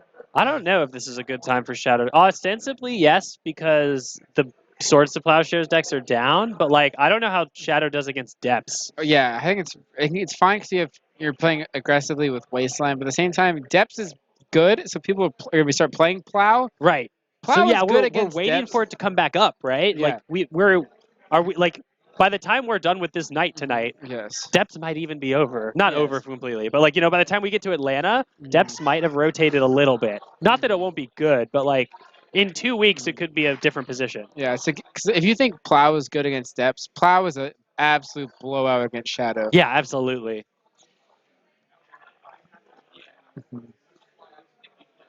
All right. Well, we do have the old Birds of Paradise off the Astrolabe potentially. Ooh, another Yeah, Astrolabe. Just gonna get some more looks. Okay, now we're gonna make some snow. Oh, okay. Burb. Yeah, that's fine. Just burb. Burb. And then we could see Burb. a turn 3 pod activate. I love it. Strix. That's what I want. Oh, or just Leovold. In all honesty, Leo just drew his namesake. That's probably pretty satisfying being Leo and getting to cast Leovold. Put myself in play. Oh yes. This is just. Yeah, what's he mulling over here? It's not Slam Leovold, so he must have options. This is an interesting start from Travis. He has so many he's probably just gonna be flashing a Snow Snake. That's what I would assume, right, off of this type of start. No other 2-drop, right? Come on. Yeah, forget about Coiling Oracles. Coiling Oracle gets here on Leovold. Yeah, that's a nice one actually. It's like I'm just gonna put this into my hand, put that into play, put this. Yeah, little of the old. I mean, they have a Coiling Oracle in Standard right now. That Elemental. Yeah. Elemental's insane because it triggers all other elementals. That's also that's nutty. I think that one also is a little bit undertested. For sure. I know people have been trying to mess around with an Elemental Modern deck for that reason. But also yeah. just think how much better that trigger is than just draw a card. Right? Yeah. It's usually insane. Tez. Okay. Not bad. Yeah, this is probably makes There's sense. merits of force. Yeah, I think that makes sense. That makes sense. Because you're either getting attacked for 5 with this Astrolabe. Right. Or Leo's finding something. Or it's going to find a pod, or find another Astrolabe, or find a Strix, or find a Spellbomb. And stick around. It's not like Travis has a board, so Oh, yes. he really needs to fight that on the stack. Yeah, what do you do? Attack it for 1 with your Flashy Snow Snake. Flashy Snow Snake, indeed. Just mulling over a Brainstorm on end step. So I think that kind of indicates he's kind of action light, just wants to represent something, and now he's like actually looking for something to do on turn 3. Yep.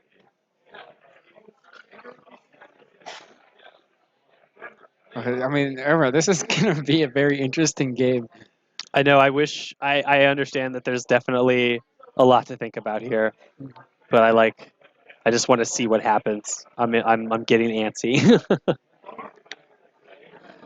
Okay. Brainstorms, baby. They take a while. Set it up, put a land. So, okay, never mind. You should just put a land back, then put Clay Coiling will put it into play. Ooh, yeah, that'd be hot. Flip it right off the top. Oh yeah, it's like, oh, I didn't even. All right, we're just get it. waiting for a land here. That's it. Okay, All right. yeah, it's not a huge turn. Slow draw. Slow turn for Travis. Yeah. Probably kept it on the base of that Force of Will. Yeah. And getting the land back means maybe Mana Light, and Wait, what's going on? I'm pretty sure. Doesn't he have to fetch for a land first and then get the fetch land back? No, Okay. he's indicating what he's doing. Okay. Put the Misty into play, fetch, and Yeah. put it back in hand. So yeah. You're right. All right, Leo So not getting back the Force Will, which probably means he has some sort of other type of interaction. draws Or- a Baleful Strix. That's like is that He has a Brainstorm in hand too, so Yeah, why not? Just jam Brainstorm in this deck. right. Yo, Brainstorm, then activate Birthing Pod. It's like I'll Brainstorm. Oh, I'll cast my Baleful Strix, activate Birthing Pod, put Leovold in the play. I'm like, oh my gosh. Disgusting. My brain's exploding right now. All right. Trying to figure out what the best options are to put back. It looks like Leo's got truly a handful of goodies here. Mhm. Not even a fetch land in play or anything. Leovold, what else? What else? Playing so close to the chest. I cannot tell what that card is. You wish, Gamer Champ. Unfortunately, we do Yes. not have Cardboard Live Yes. installed for our Yes. weekly tournament. Okay, it's just probably just slamming name human here. Yeah, seems reasonable. Yep. I think got the read right. Second Force. Wow. Okay. So I think that Travis is all in on an Ephemerate hand and kind of needs that. Yeah, he must be. I feel like he's using way more resources than he's typically had to use in this Yeah. with this deck. And protecting the And he has Eternal, it doesn't make sense. He has Ephemerate, Exactly. Yeah. or maybe a Soul Herder. When Second he Soul- spent his whole turn running this out and getting the fetch land back, I kind of figured that he was just holding like a bunch of ephemerates and needs something else to do. Oh, I think it looks like Soul Herder. Yep. Okay. This is also a good way to start chaining that value. Yeah. Oh yeah. Untap your witness, fam. Come on. There we go. Thank you. Leo. There we go. Probably get back Brainstorm here. Maybe they just get back a Force of Will. It's getting Force of Will every turn. It's like, Seems okay. Yikes. That's just the thing this deck can set up, huh? doesn't look very hard. Yeah. I mean, I guess they'll probably keep drawing blue cards. Is that a Brea? that was, Yo, Brea? that might be what that is. I Okay. couldn't recognize Okay, it. let's- I couldn't recognize it. let's pull that one up. Yeah, I hope it is. That's a sweet one. I'm pretty sure it will know what you mean if you just type in Brea. Yeah. Ethereum Shaper. So yeah, I guess this does have white in it. So, but it's not like he can't make that with any of his other, Shapes. all his things. This card does a lot. Yeah. Oh yes. Sack 2 artifacts, you make 3 damage, target player gets -4/-4, target creature gets -4, or gain 5 life. And the ability to do things like recur it somehow, keep Yes. making Thopters. Oh, so with welders, you can just keep welding it. That's what it is, yeah. Yeah. Yep. But also, if you have a bunch of random artifacts lying around because you play welder anyway, you can just start moving everything. Yeah, exactly. It just turns, a lot of your extra things like Astrolabes into value in the late game. Mm-hmm. All right, it looks like we're back on Travis's turn. 12 minutes left here in this game 2.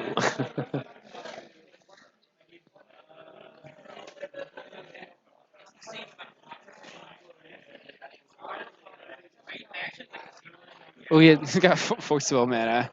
Yeah. Okay, is this? Oh, is that recruiter of the Yeah, it's a guard? recruiter of the guard. I don't know what he finds here. I mean, if he had it, find Spell Seeker, find Ephemerate. Maybe just find Knight of Autumn also makes sense. Yeah. I mean, that was pretty good last game. If it's Collector Oof. I was about to say, I'm trying to think of 2 drops because it might just be something he could play this turn and start chaining value off of with the Soul Herder. I mean, I think Like he's maybe just a snake. Snake, or And if then- he and has then the draw- Ewit. Oh. That one makes sense. Yeah. Wait, that can't be found. Oh, good. They're Yes, realizing yes. that. I was like, I play humans with those cards or with the other one, Recruiter, Imperial Recruiter. I was like that. I always like in Canlander that if you play Imperial Recruiter, you can find a Rami now. If you play Recruiter the Guard, you can't. Yeah. There's like certain cards that are on that line, right? Oh yeah. I really there's a sometimes you'll play an extra recruiter in the board for humans, and I really wanted to play this because this can find Big Thalia and Imperial Oh, yes. Recruiter can't, and I love Big Thalia right Yeah, now. but then Imperial Recruiter can find Yawgmoth. Right. Yo, yeah, I know, right? That card's a little. I wish that card was better than it is right now. It's a little underwhelming ultimately, but it's sick. It's so sick. So I love bad. it. Yeah, I think I saw you play that against Elves once. Yeah, You just blew that them was the out. nuts. Yeah, that was so the nice. best it's ever been. Was turn 3 against elves off of a noble hierarch. That was beautiful. Yeah, it was great. What's wild to me is that that card is a mythic rare, and Palace Jailer is an uncommon. And they're basically doing the same thing in my deck. Oh yes. I think because Palace Jailer was meant for like 4 players at the same Right, time. yeah. It was just kind of Breya. Here we go. Breya has Here we entered go. the fray. Here we go. Okay, so what he can actually do is he can play Breya. He can sacrifice it and a Thopter to kill something, and then Sure. well back the Breya immediately. Yes, I love it. And then make 2 more Thopters, I'm pretty right? sure this is going to eat a Force Will, or Travis is about to eat a lot of Breya. But then when that happens, it's going to get welded back. Right, yeah, of course. So So that's pretty good setup here So for he Leo. needs exactly Dissipate. I really wish we could eliminate time to let this game finish. I have a feeling that we might not get a game 3 here. I mean, I can bribe a judge really fast. Right? So Let's just shut let that clock down. Let's let it happen. Just let it happen. Start round 4. Let these guys play their weird game out. We'll be here till 11 p.m. I think pretty sure Travis is in trouble no matter what he does. Because if he forces this, it comes right back to playoff Welder. And if he doesn't force it, it's about to get activated, kill something, and then come back into playoff Welder. Yeah. Yeah, absolutely. It's a tough spot. Welder is. I think we're seeing why Leo wanted to build this deck right here. Like, this is sweet. Oh, it resolved. It resolved. buddy. Okay, so I'm pretty sure he's going to tap it, sack a Thopter and the Breya to -4 the Soul Herder. Okay, I like that. I think that's what he's going to do. Before it gets out of, especially, yeah, I think that's just. I mean, the Soul Herder generates so much value, and it's almost out of range for that kind of thing anyway. So. I think he agrees. Yep, give this -4/-4. Ooh, does Travis doesn't have any. Is he going to ephemerate it? I mean, he can. So yeah, this is gorgeous. This is great. Yeah, so good. This is so good. And then Leo can just wait to do it. yeah, tag every 2. Yeah. And second Astrolabe. Beautiful. Brainstorm. He's like, whoa, little gun shy.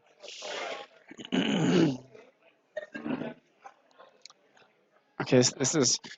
Oh geez, we could see the old 1-0 win here. Yeah, I know, right? Yeah, we're getting down. I think Leo's got to go on Turbo Bray and just start bolting Travis's face. May see that in a sec. Let's go aggro mode. Yeah. I have also cast another one of these 4-color commander creatures on camera here. Oh, which one? Yidris, Veilstrom Wanderer. Oh, Out of check pile. I was playing check pile, and I played Yidris on turn 3. I attacked, and then I had 1 copy of Ancestral Vision in the deck. Amazing. So then I played my Deathrite Shaman. Cascade hit Ancestral Vision, drew 3 cards. I was like, okay, cool. Played Level, Cascade, Abrupt Decay your thing. Wow. And I was like, it's like, oh, like Balefstrix, Cascade, Ponder. Okay, cool. This is so great. I don't know if that's real.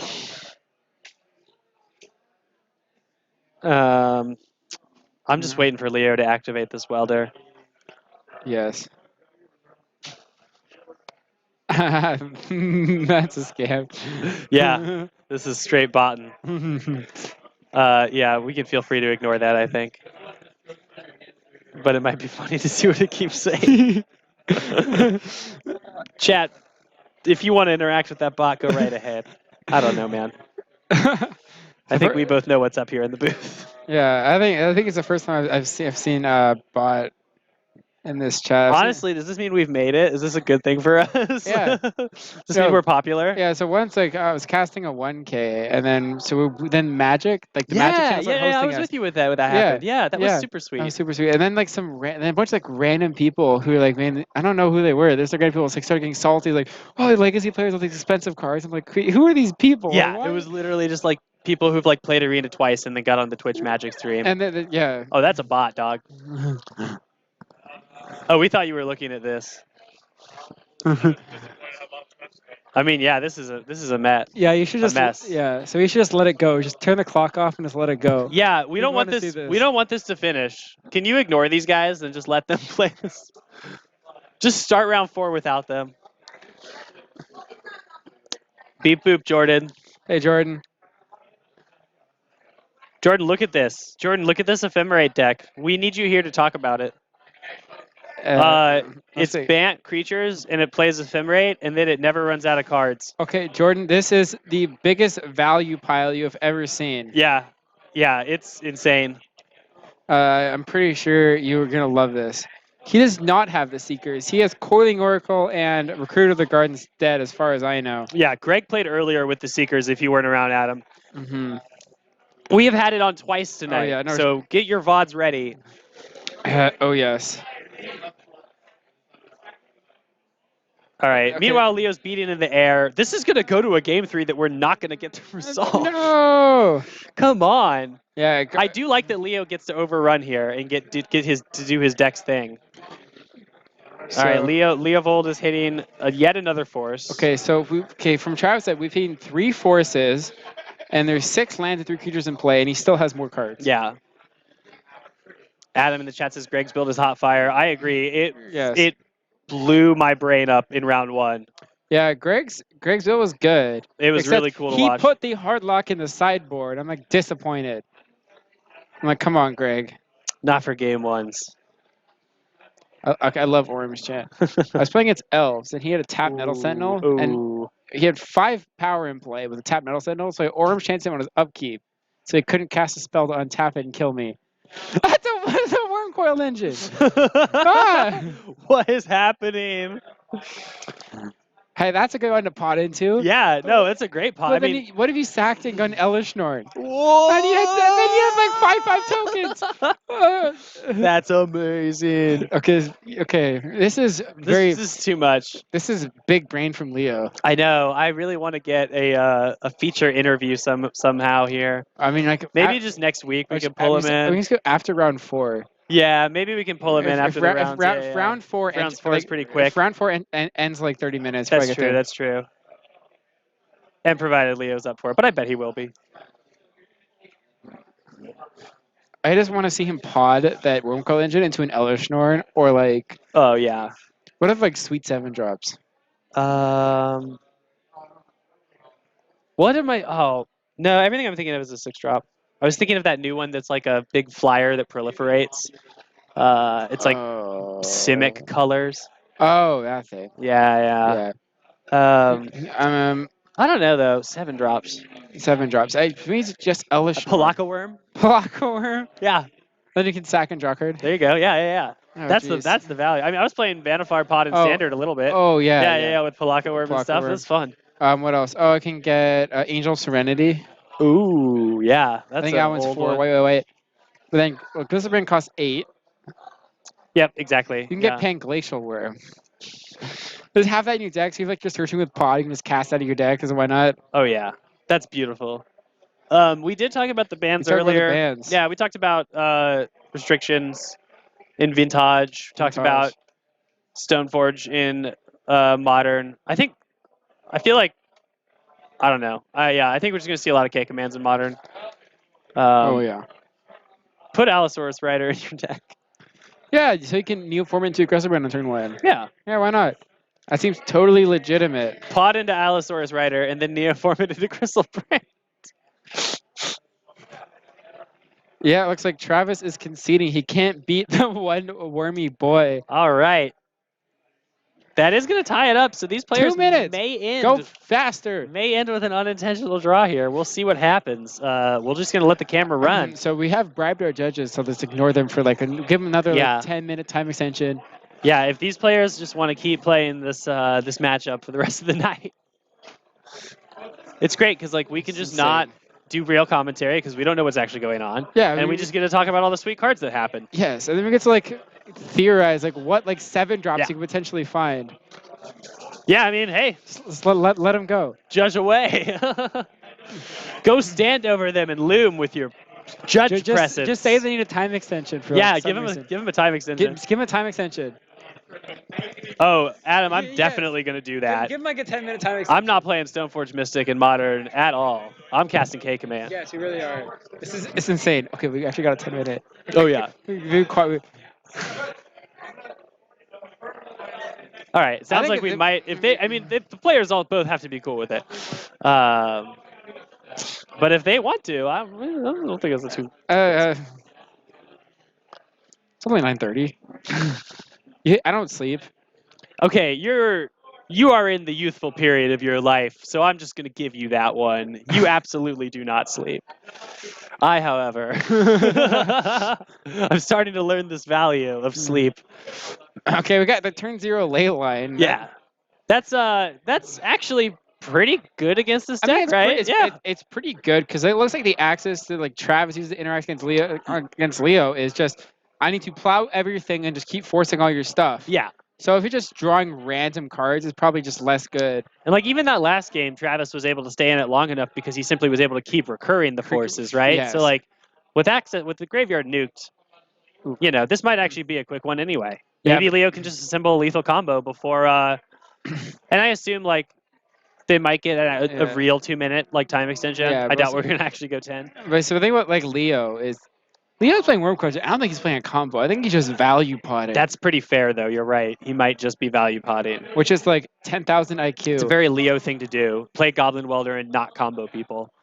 Yeah, just put I don't know, Baleful Strix back into play every yeah. turn. Or just put Sundering Titan in your deck. Yeah. Or put what is the Shroudy one from Alara, Inkwell Leviathan. Ooh, yeah. Well, the Dude. Solitary Soul Herder. This is a slow draw from Travis. We have officially hit time, and we are going to go to turns. These players. So 10 turns? 10 turns? Are they going to give him 10 turns? You get 10 turns? That's a sick resolution for our regular REL event. I love it.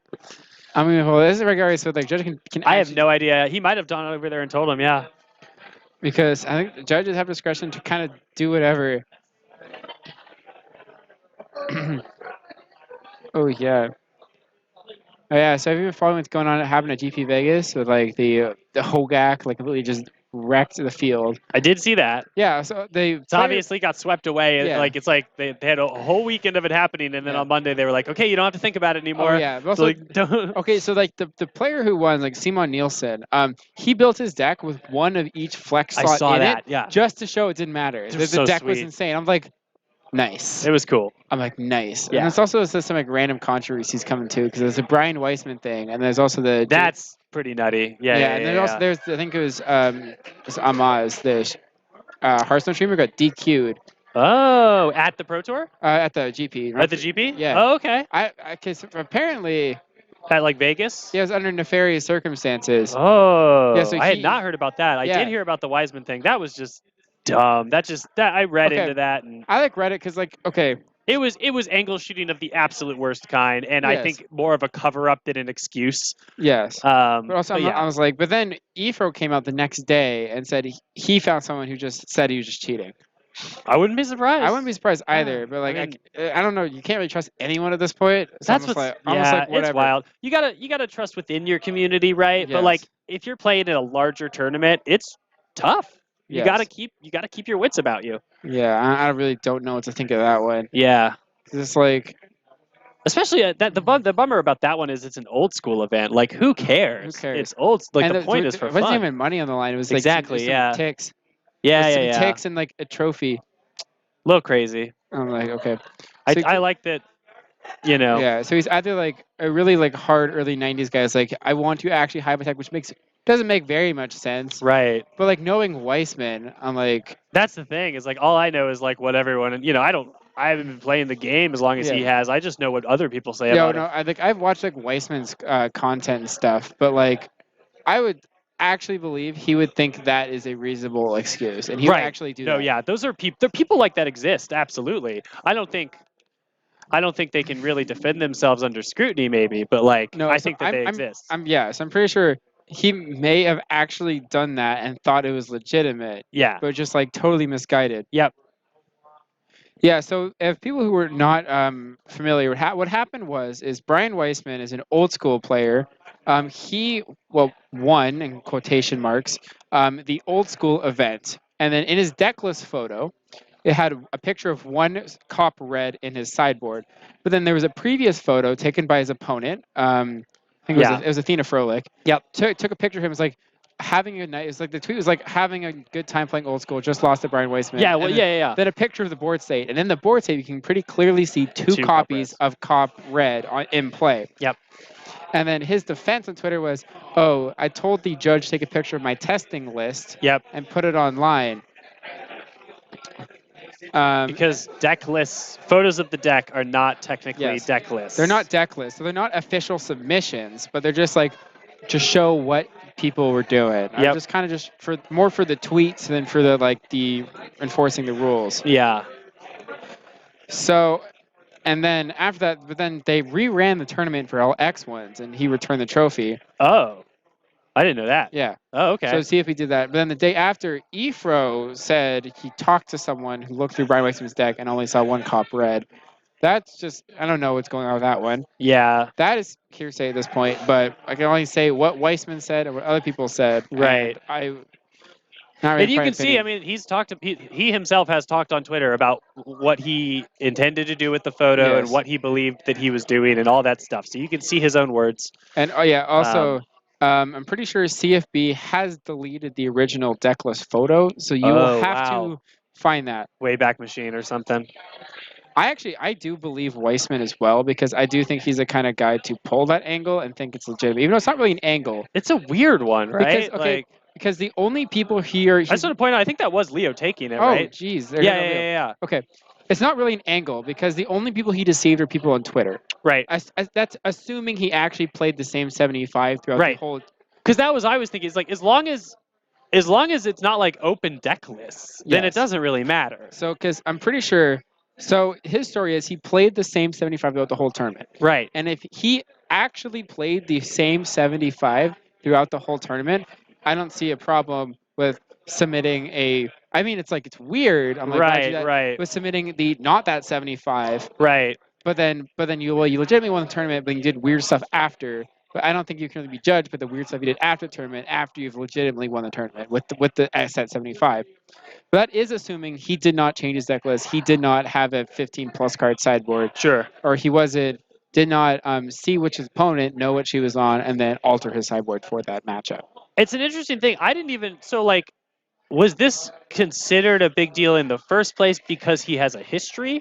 He does not. He does not have history, as far as I know. Because that's so as an outsider, I saw that people were freaked out about this. I mean, Chris Van Meter, Mike Kiesel, table one seems solid. Good. Yeah. So I'm pretty sure most of the people that were going after him for having history were going after him because he has a history with Jason Uno, Vintage Magic. If they're down. Yeah. Yeah, so I'm pretty sure. Yeah, so I don't really think he cheated. Oh, okay. Yeah, then I like Jordan. I would totally vouch for your word over stuff I read over Twitter and stuff. So I think he did an early '90s move where you want to hide your tech when the internet exists, but then explained it like an idiot on Twitter. I think that did not do a good job of explaining it. Yeah. And then just sounded like a jerk. Yeah, it's tough though. I mean that medium inherently takes away. You have to be very careful with your words if you want to get the correct tone across. Otherwise, people are going to read it however they want. Oh, but then what happens is like you always get like a Twitter mob, but then Yeah. everyone just capitulates to the Twitter mob and just goes along whatever like the hive mind says. Yeah, it's frustrating. Everyone try to do your homework when you see someone say something on Twitter. Just try to just follow the threads. It doesn't take that much time, I swear. Yeah. Uh, But so like yeah, so I'm pretty sure he legitimately thought what he was doing was fine, but Right. a lot of people just didn't like it. all right. Well, But, I mean, because there's no rule that says you actually have to submit the real deck list because this is they were it's not not an official tournament, it's right? not an official tournament. Yeah. They did not give the deck list to the opponent and said you can use this. Yeah. I don't know. Yeah. At this point, I'm pretty sure old school tournaments in the future will just have a requirement that you're actually supposed to submit your real deck list. Yeah, when I saw everyone trying to like roast him on Twitter, I kind of assumed it was because he also had like a past of this type of thing. Yeah, he does not have a pass. But now what I'm like the context I'm getting here, it sounds a little weirder. Like I definitely don't. Yeah. I mean, so he's like certainly he's a tight player. And Right. like, really keeps his. right. But it sounds like he Ducks doesn't in a row. have a reputation for being as a far as I know- sneaky player. As which far is, as I know, yeah, he doesn't cheat. He just plays very strictly to rules, but also does ride take, that line. Yeah, he does take every advantage he can to win. Absolutely, yeah, which is more of a sign of an actual competitor than someone who cheats. Sure. But a lot of people are like roasting him for his What because was he's CVM on, by the way? reanimator. Okay, yeah. Yeah. So a lot of people are roasting him because he's affiliated with I think Jason Chang from Vintage Magic. Okay, I don't know too And- much about that whole scene. Yeah. So basically, I don't know. Apparently, so Jason, I think it's Jason. I don't know, but the Vintage Magic guy, he has a bad reputation for like, Hmm. well, because he does a lot of buying. He's kind of Okay. he's like yeah. In that whole world. he is an MTG finance guy. He has a bad reputation Sure. because of that. But Sure. also, Weissman does a lot of videos about old school deck takes and showing off the cards on his YouTube channel. Got it. And people do not like the Vintage Magic guy. Oh, yeah, okay. So he gets some flack, some side flack from that Yeah, sort of, so they- just for being friends with that guy. Yeah, because they are friends. They filmed videos here. Oh, you see- here? yeah, Okay. you can I can pull up some some Nice. videos on his channel Yeah. of them playing Daniel Chang. Yes. Got it. Sorry, no, it was Daniel Chang. That is him. Got it. Yeah. I mean, I think Weissman was in here last week buying sleeves. Oh, okay. Right on. So much history in this area. Yeah. But I just think Weissman basically took an angle, like concealing tech that he thought was acceptable, but the Twitterverse did not It agree. didn't even sound like he was like.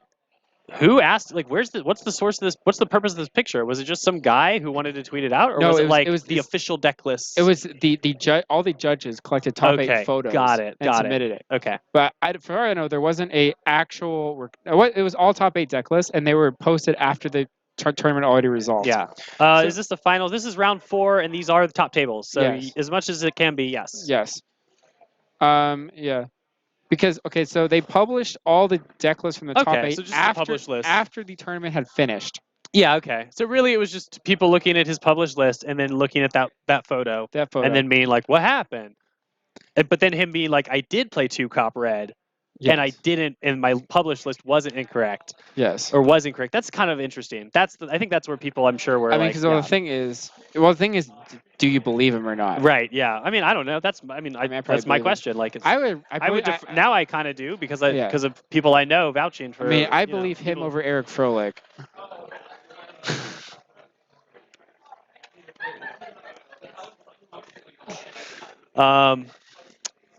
We got a round Oh. 4. We got a chancellor. This is some fast combo versus fast combo, right? Oh yeah. Oh. Oh this no, is- Mike is on regular depths. He's not on green white or Maverick. He's on Elvish Reclaimer depths, I think. Yeah, I mean, I think Albert Kramer is a standard. Now, it's- CVM is on the very standard Gamer start of Chancellor, Entomb Gristlebrand. Mm-hmm. Gosh, I really just want to play depth decks right now. I just don't Oh, have all yes. the pieces I need. Oh yeah, put some Hogax in there. I know, yeah. Pedal, Animate Dead. This is a Tournament Gristlebrand. Here we go. This is how we're getting home early tonight.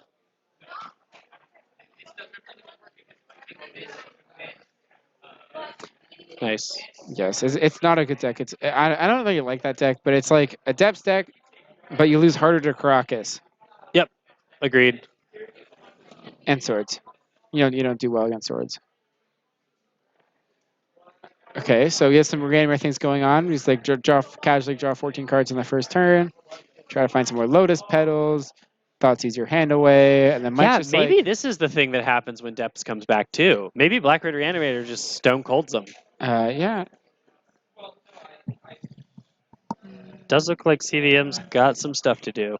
Well, he needed 2 petals to reanimate the Gristlebrand on turn 1. Right. So he made like, oh, this is unmask, pitch something, doesn't matter. Mike's Mike's gonna just scoop him. Yeah. yeah, Sounds well, you good. gotta hide information. Exactly. Yeah. He's like 99% dead, so he'd rather Yep. have his opponent not be able to sideboard knowing what he's playing. But like it's a small room, so I think Chris may have an inkling of what Mike is actually playing. I'm not even gonna lie. Well, this is- Usually I'm like, oh, we put a fast one on at the end of the night, but like we've had grindy games Yes. tonight, so I don't mind this one bit. It's kind of nice to watch some fast Magic right now. I mean, it looks like Mike is on some sort of white cards because I see like 4 copies of Thalia and some Surgicals coming in. yeah. I could see Gak Depths not being as good, but I can see Reclaimer sticking around. Yeah. I think yeah. Reclaim is very good. Yeah. I think I saw Scrubland in there. Yeah, get rid of those Pithy Needles. Like name Gristlebrand, but like, dude, is that really? I don't think that's really where you want to be. Yeah, that looks like a Savannah. That is definitely a Savannah at Mike's deck. So he's playing white cards. Yeah, I think Reclaimer. So it's a 1/2, so it doesn't die to Ren and 6. Yep. And then it's a 3/4, doesn't die to Bolt. I mean, chat can't see this, but I picked up my copies tonight. Oh yes. Yeah, so I got Oh them. yes. I got dumber things. What kind of dumb stuff are you doing? I got a moat. Yeah, it's a good time. I gotta build my castle and sleep in it, Yeah. and have my angels protect me. Have all that water protect you, dog. Yeah. Man, just imagine back in the day when you just didn't want someone to come near you. Just dig a big trench around your house. Yeah, why Fill not? it with water. Get Yeah, out of here, and some, fools. and some alligators. Old school style. Some piranhas. People hadn't invented bridges. No, yeah. Moza, Yeah, there's definitely white cards. vying for a comeback. We had some Miracles players playing Moat a lot recently. Oh yeah, that's why I did it because I really want to play like the dirtiest K-Lander deck, Oh, with, like, yeah. Moat in it. Ooh, But also yeah. I want to play like Moat and like Humility and just lock people out of the game doing that.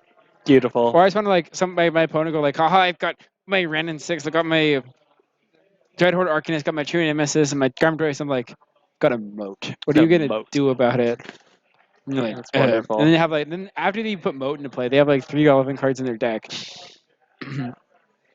That's great. And he's like, yes. Then you play Humility. And he was like, haha, I will plow your True Name Nemesis. Because it is a 1/1 with no abilities. Beautiful. Well, I wonder what recourse the Depths deck has out of the sideboard. Probably surgical. They're surgical. I saw Surgicals, Thalias. And they Okay. have- Oh, that's right. That's pretty good. Yes, and Pretty they good have against they Reanimator. have main deck Crop Rot Bog. Yeah, they can go turn 1 Thalia on the play, which is quite nice against this deck. Also, Mike is on Spirit Guides. It looks like over Okay. Mox Diamonds. Over Mox Diamonds, yeah. Is he so pedals and guides, right? Yeah. Yeah. So He's Mike not- doesn't seem to have Mike seems to have maybe just added Reclaimer to his list and not changed Yeah, it so too I'm much. pretty sure Yeah. he's on Turbo. And I know not he's always Slotus. been on Turbo, which I think is still pretty nuts. Yeah, but it seems like he's added some Reclaimers. So Nice. I saw it as a snap mulligan, but like I didn't see it was on. I saw depth, but like probably no interaction.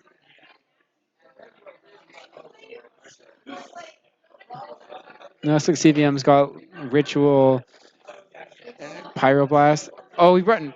I think Chris thinks Mike is on blue. He does have a Pyroblast in his hand. Ooh, that's nice. That's a good one for Mike. Oh, yeah, I think the Tame Breeze would make sense in Mike's list. So yeah, he may bring out. He's definitely bringing some white 2Xs Yeah. and surgicals.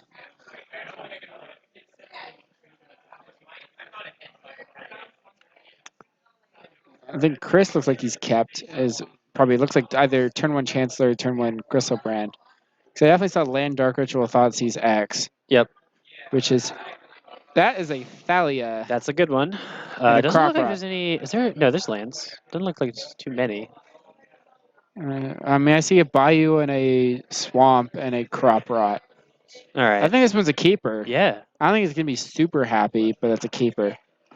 I think that is exactly. I think it's an ass trophy. He's on the definitely end. thinking it. Yeah. That's it's- I think the ass blaster is gonna go on the Oh. bottom. Yeah. That's a Bob. Look at 2 Bobs. Probably sends a Bob back. Okay, Chris is gonna reveal this Chancellor from his hand, most likely. There we go.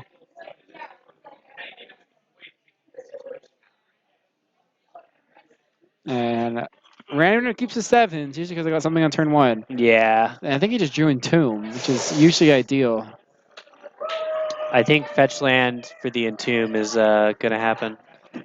Or you lead on Dark Ritual. Yeah. But if it's turn 1 Chancellor, Mike easily beats that. He's probably going to have a hard time of it, but that's not something he's going to just lose to like a Griselbrand. Right. But like, that's an Entomb, so most likely it's just going to be Griselbrand. Still a lot of players in the room today. Thoughtseize. Okay, we see the hand. Astrophy, Swamp, Crop Rot, Thalia, Bob.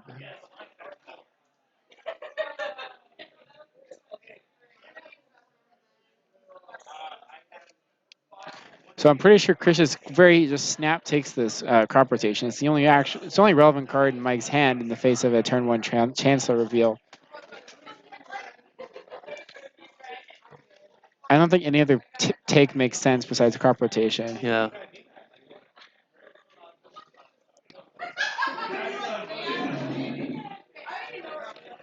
And Dark Ritual. Entomb. Exhume. Kill you. Yeah. Just get me some Griselbrand. So he just has the nuts. I know this is like Mike being like, oh, I guess this is what it's like for other people to play against my deck. They just always have it. I think, yeah, Chris with the nuttier nuts. Yeah, well, just another turn. We just put 2 turn 1 Griselbrands on camera in a row. Mm-hmm. It's a good way to end a night after Oh, all this, after all that value Well, and that means grind. we can have 30 minutes of just Leo talking about Hopefully, if he hasn't left wacky yet. stuff. I saw some of his crew leave, so we'll see what we can do. Oh yeah, no, I saw the. Yeah. Yep. And this is where you concede and then go home and take your $20 in store credit. Yep. Seems fair. And Chris 3-1 ain't bad for the night. 4-0 for Black Red Reanimator. Though. Yeah, Beer Amber is just it's really unfun. Yeah. But don't ban Griselbrand. Griselbrand did nothing wrong. I don't know about that one. Card's pretty nutty. Oh yeah. No, what you should do is we should just make Griselbrands $1,000 each, so no one can play the deck. I think Legacy players would absolutely all still have Griselbrands if they were $1,000 each. That's the problem. Well, yeah, but then you at least have all like these like Legacy veterans playing it, not people buying into the format. It's like, oh, I'll just buy Black Red Reanimator. I mean, you're right. Yeah, maybe you should. You should have to have some sort of pass. I do. Yeah, it's a silly cheap deck. Yes. Oh, Mike drew pedal. I'll say it again for the commentators. Ban Griselbrand. Okay, sure. Okay, so if you want to get something banned, you find a traffic sign, preferably orange. Yeah, I'm serious. Yeah, you take right. electrical tape. You write your desired message in front of it. You put it in front of You put in front of WotC headquarters. You take a picture of it. Yeah. In front of WotC headquarters. You want real change? This is how you do it. And then put a hashtag of like a bunch of fire emojis and like WotC sucks, LOL. I hate my life, and they'll just ban it the next day. It's proven. This is proven tech. I don't know why people don't try it more often. Prove it tech. Yeah, I made one for the London Mulligan. They did not work. That one's still implemented. Dang it. Mike just still sitting there. Hope his opponent makes a egregious error that results in a game loss. I think that's unlikely. So Mike's just like, whatever, man. I'm gonna make you kill me. Hey, thank you, Skull Clamp. We like you too. We love you. We love Legacy. We love hanging out on Mondays talking about it, even when silly stuff on camera is happening like this, where there's not that much to talk about. Ooh, I see a recently banned card on screen. It's not Griselbrand. Hey, it's Faithlessly. That's right. Yeah, Legacy All-Star. Did you see that Sam Black today was like straight up said that he thinks Faithless Ludine's better than Brainstorm and Legacy? I mean, in the context of Modern, yeah. That kind of makes kind of sense because like if like what else? No, I would think he meant like in the format Legacy. Oh no. He Sam was Black like, is about to get a very large orange traffic sign out front of his house. I might have to reread it, but like if you go look at the SCG Factor Fiction today, he was like, I think he said like he was like, oh, it's close, but I'm pretty sure I think that Faithless Looting is going to be busted. Yeah, well, Maybe I misread a little bit. It's a pretty egregious claim, but Adam pointed out Brainstorm's not at its best right now.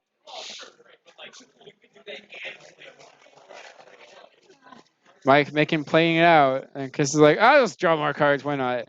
What game type is this? Legacy or Vintage? Someone says So Solitaire. Mike's out is Chris casts 2 Thoughtseize, this goes to 4, and then he just rips Karavek's Spite off the top. Ooh. And for everyone who's unfamiliar, Karavek's Spite is black, black, black. Discard all hands, sacrifice all permanents, 5 something. Yeah. That's an ultimate card. Yeah, but also it's a combo with Academy Rector. Because you have a Cat Rector in play and then do it and discard your hand and sacrifice. Yeah. You'll put Baron Glory into play off the Rector trigger and win. Whoa! Because it puts them at 5? No. Because Baron Glory says if you control no other permanent size Baron Glory, you win the game. Oh, that's beautiful. I'll pull it up. That's a good one. But since you've sacked all your permanents, discarded all your hand, because the Karavek Spite. Ah, there it is. Adam pulled it up for me. Yeah. Thank you very much. He did say Faithless Looting might be the most powerful card in Legacy. This is a bold claim, but I think it's better than Brainstorm. I'm going to go get some traffic signs. Go hunt that guy down. Yeah, hunt him down and give him a traffic He's local sign. now. I know he's working for WotC soon, if he isn't already. Oh yeah, I've seen him. I'll give him. I'll show up at Mox on Thursday and give him a traffic sign. Nice. All right, well, that's going to be the win for CVM. That is a pretty quick one. We Okay. can see if Leo's... Yeah, do you want to get up and see if Leo's still in the room? I will find Hop up. Leo. Yeah. If not, we might not find a backup. But if we can get this sweet deck on camera. Huh? Henry wants to go home real bad. That's okay, I do too. I know you by name. Do you want them to know you by name? Okay, because I already said it. Adam, I agree. I'm about to start playing Hogak Altar, so you know, that's where I'm at in this format. Yeah, no Leo. Sadly. It looks like Leo, Matt, Nick. Yeah. That crew. The ragtag crew. All are at the bar right now. That makes sense. Adam, I don't know the question for that. I don't know the answer to that for myself. So, but if you're gonna be there, I'll see you down there, buddy. Angel Stompy. Maybe we can both play humans. Angel Stompy. You play Angel Stompy. No, I don't know what I'm gonna play. 4 copies of Moat and 4 copies of Mox Diamond and Crow Mox, and then you kill. Soldier Stompy doesn't seem bad right now. Oh yeah. What's it called? Suppression Field? That seems pretty good right now. Adam, your solution to not only owning 2 moats is to stop being poor. Okay, get your 2 more moats. Sheesh. Big talk from Kelvin over here. All right.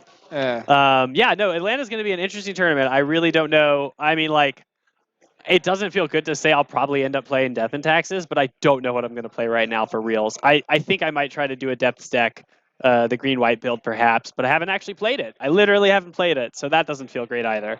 Feels well-positioned, it just don't have the reps. Yes. If you want on easy mode, just put Hogak in it and cast it a bunch of times. I mean, I have lost to turn 2 8/8 Tramplers. Yes. That's for sure. Rug Delver is scary. Yeah, that's one of the reasons I kind of just want to play humans and hope to fade like serious spot removal hate, because if no one's playing the grindy decks, then humans is pretty good. Oh yes. Like, you don't care about Plague Engineer on turn 3. You care about it if your first 2 kills have also gotten spot removed. So I don't know. I might just end up playing... Yeah, I might play the White Force D&T build. I mean... It's a Squadron Force? We got a whole month to figure this out, so... Yeah, you're playing the Squadron Force? Squadron Force, baby, yeah. Squadron Force? I already have D&T cards, like, why not? Yeah. Yeah. Then I have Force of Virtues that I'm never going to use if you want them. Hell yeah. I don't even have to buy them then. I'm going to borrow your Force of Virtues, buddy. I may have just chaff sold them the card. I'm not sure. No. I mean, yeah. But otherwise, thank you guys for joining us. We've had pretty sweet rounds. If you guys didn't see the earlier rounds, check them out with the VOD. We're also working on archiving. I've been pulling some of the stuff. We just have to make sure it consistently saves. I think we lost a few weeks because the hard drive and the laptop was full, and we didn't. Nothing. Nice. We didn't know that. So we have this past week and tonight, and then most of the first year. Thank you, Adam. Appreciate it. It's happening slowly but surely. Listen, Hey, no, we didn't. Okay. Yeah, Okay, so we got Mike in the booth, feeling a 2-turn-1 Gristle Brands. yeah, Not too yeah. happy. We were saying this is what other people feel like when they play against your deck. Yeah. Like, No. Well, and also, like, our first 3 matches all were like 47 minutes. yeah, they were so grindy. Yes. Listen, yeah, you know, you give Yes. them their time to go off, and then everyone's done for the night. Yes. It's beautiful. But yeah, we also the ephemerate deck, not quick, not fast. We had that on twice tonight. Oh, it was a slog. But yeah, what else do we have going up, man? Like, we'll have so the 1K series is over, but there is a different series coming through Oh, of yes. alternating 1Ks and 3Ks. So we have that to look forward to. Adam is a good point. RTR this weekend. Keep an eye out for that. I'm sure we'll be streaming it. There's a good Yes. good If crew you casters want to for see that. more ephemerates, Yeah, and if you guys- more rounds that are longer than an hour. Oh my God, that yes. tournament is probably going to be real grindy. I can Okay, only imagine. So you're gonna hear a lot of Cast Mold Drifter, Evoke Trigger on the stack, hold priority. I'll draw my 2. Ephemerate Mold Drifter. Ephemerate Mold Drifter. And Tron's doing that. How is Yes. Tron making the colored mana to do that? Do you want guess which card? Astrolabe. Arcus Astrolabe. Ah! Yeah. It's crazy. That's nuts. But you guys can enjoy that this Saturday on this exact same Twitch channel. Oh yes. You can enjoy all sorts of other stuff on this Twitch channel throughout the week. There's Modern on Thursdays. There's a bunch of interesting day programming, including Chris Van Meter playing Popper on Tuesdays, who we just saw on camera playing Black Red Reanimator. So there's all sorts of Oh, stuff yes. going on here, and we're here most Mondays giving you the best stuff, the legacy action. Oh yes. Yeah. Anything else you got? You got Oh, any yeah. shout outs, Calvin? No, I am out of here for the summer. I'm Oh, right going on, man. back to college on Wednesday, Okay. and I'll be gone till like May. Well, hopefully we'll see you So in yeah, chat. so if anyone, I will be in chat. Hell just yeah. talking mad shit all the time. Excellent. And yeah, so if you anyone happens to live in Toronto, Yeah. Get that legacy. Dude, go Yes. infiltrate the Toronto legacy scene. Oh, yeah, Beat them no. up. I have him. I have my squad of actually Canadian threshold Oh, players. yes. Oh, yeah. You get to play all the Canadian out there, too. Oh, huh? yes. That's sweet. Oh yeah, I will be at Eternal Weekend. Nice. I Very don't cool. think I'll make it to Atlanta. Okay. Yes, but yeah, I will be at Atlanta. I don't know about Eternal Weekend yet. Eternal Weekend's sweet. I'm just Seems gonna. sweet. There's actually a lot of power in Toronto, so I'm just gonna find someone, just acquire it really Yeah. fast. Play some vintage. Seems good. Yeah. All right. Well, good stuff. We'll see you guys next week. Otherwise, have a good evening, all of you guys. Vintage does look pretty sweet with all the Oh, new yes. restrictions, so we'll see how that shakes out. Oh yes. Yeah, I'm glad they fixed that for Eternal Weekend. It was cool that they Ooh. specifically said that they're like, we're Yes. willing to hear more before Eternal Yes. Weekend too. But I Like, think also, I like, love hearing that from R&D. Also, yeah, I think about like vintages. I think the survival deck is gonna be super sweet. Yeah. Like the bug, like fair deck is Yep. the fair bug deck is gonna be sweet, but it's gonna kind of be like less good at hitting up with blue mirrors because of the misstep restriction. That makes more sense. Yeah. But also, you're gonna have like insane decks. Like Skull Clamp is now playable again Ooh. because there's like less no rods and less Yeah, mental yeah. misstep. Very interesting. And also, there's people playing like Fast Bond may actually breed a new land strategy. Fast and Bond elves. Elves. Yeah. Okay. Well, not Fast Oh, Bond. just elves. just elves. Just elves, because middle clamp, misstep. clamp elves. Clamp elves. I didn't know that was a thing. I didn't know. Yeah, I didn't know what decks middle misstep was like keeping in check. Mainly clamp elves. That's that kind of stuff. crazy. It's like just very bad. Well, right Oh, on. yes, All right. lands. Yes. Zurin Orb is coming back. We Yeah. have to do some. Earthcraft is legal. Oh Yeah, God, yeah. Yes. Yeah. Yes. Like just make some. I want to make squirrels. Nuts. Nutty. Nuts. All right, that's cool. I like nuts. I'm gonna keep an eye on vintage. I mean, it's not, you don't really get to watch a lot of vintage unless you watch the Super League, I guess. I think pretty sure it's VSL or bust. Okay, yeah, I'll try to check out some videos when that new format gets juicing. That seems fun. Yeah, but like if you online, it's not too bad. Yeah, Because like obviously. you can buy a set of power online for like $20. Yeah, So that's you basically pretty sweet. you can port a legacy deck into vintage for 40. I 50 am bucks. I am about to start the process of obtaining a Moto collection. Let's say I don't know how big it's gonna get, but Oh yeah. I have an account. I'm gonna start yes. playing online. Oh yeah, I just recommend just getting a loaner account. That's like the easiest way to Word. do it. Okay. So yeah, if anyone actually wants to get into Mitgo, loaner accounts are really easy to get, and you got to do them like now because you got to have like an approval process. It takes about 2 weeks, so they actually know who you are. Know How does that? Who do you loan them from? I've loaned mine from Card Hoarder. Oh, okay. So they have whole accounts. Yes. I knew they did this with cards. I didn't know Yes. they did it with like whole. Oh no, wholesale. so you got to, it's not, you don't get like the use your own login. Oh yeah, but yeah. That's you- what I mean. yeah. That's what I mean. Yeah. so you- but they're pretty good. Yeah, yeah. That's 24, what I was they have looking at. 24/7 service. They deliver in like 2 minutes, Very cool. and like their fee is 3% of whatever the deck is. Oh, okay. Okay. So yeah. So if usually it's less than it's usually like 10, And you can just 10 hold on to it for X amount of days Yeah. or whatever. Yeah, However well, long it's need you it. have to pay every week, Okay. but you can pay in prize ticks. Okay. So if you win enough, you can just Very pay interesting. it off. Okay. Cool. We'll check that out. Yes. Yeah, Card Hoarder is great. Sounds awesome. And it's yeah. really easy just to load decks. And honestly, if I have like a deck and I want to play a completely different deck, it takes 5 minutes. Very cool. So shout outs to all the Moto players. That is, outside of our weekly gatherings, that's where a lot of the future of Eternal is going to be. Oh, so yes. it's good to get in on that ground floor. And yeah, we'll see you guys next week. Oh, yeah. Have a good one.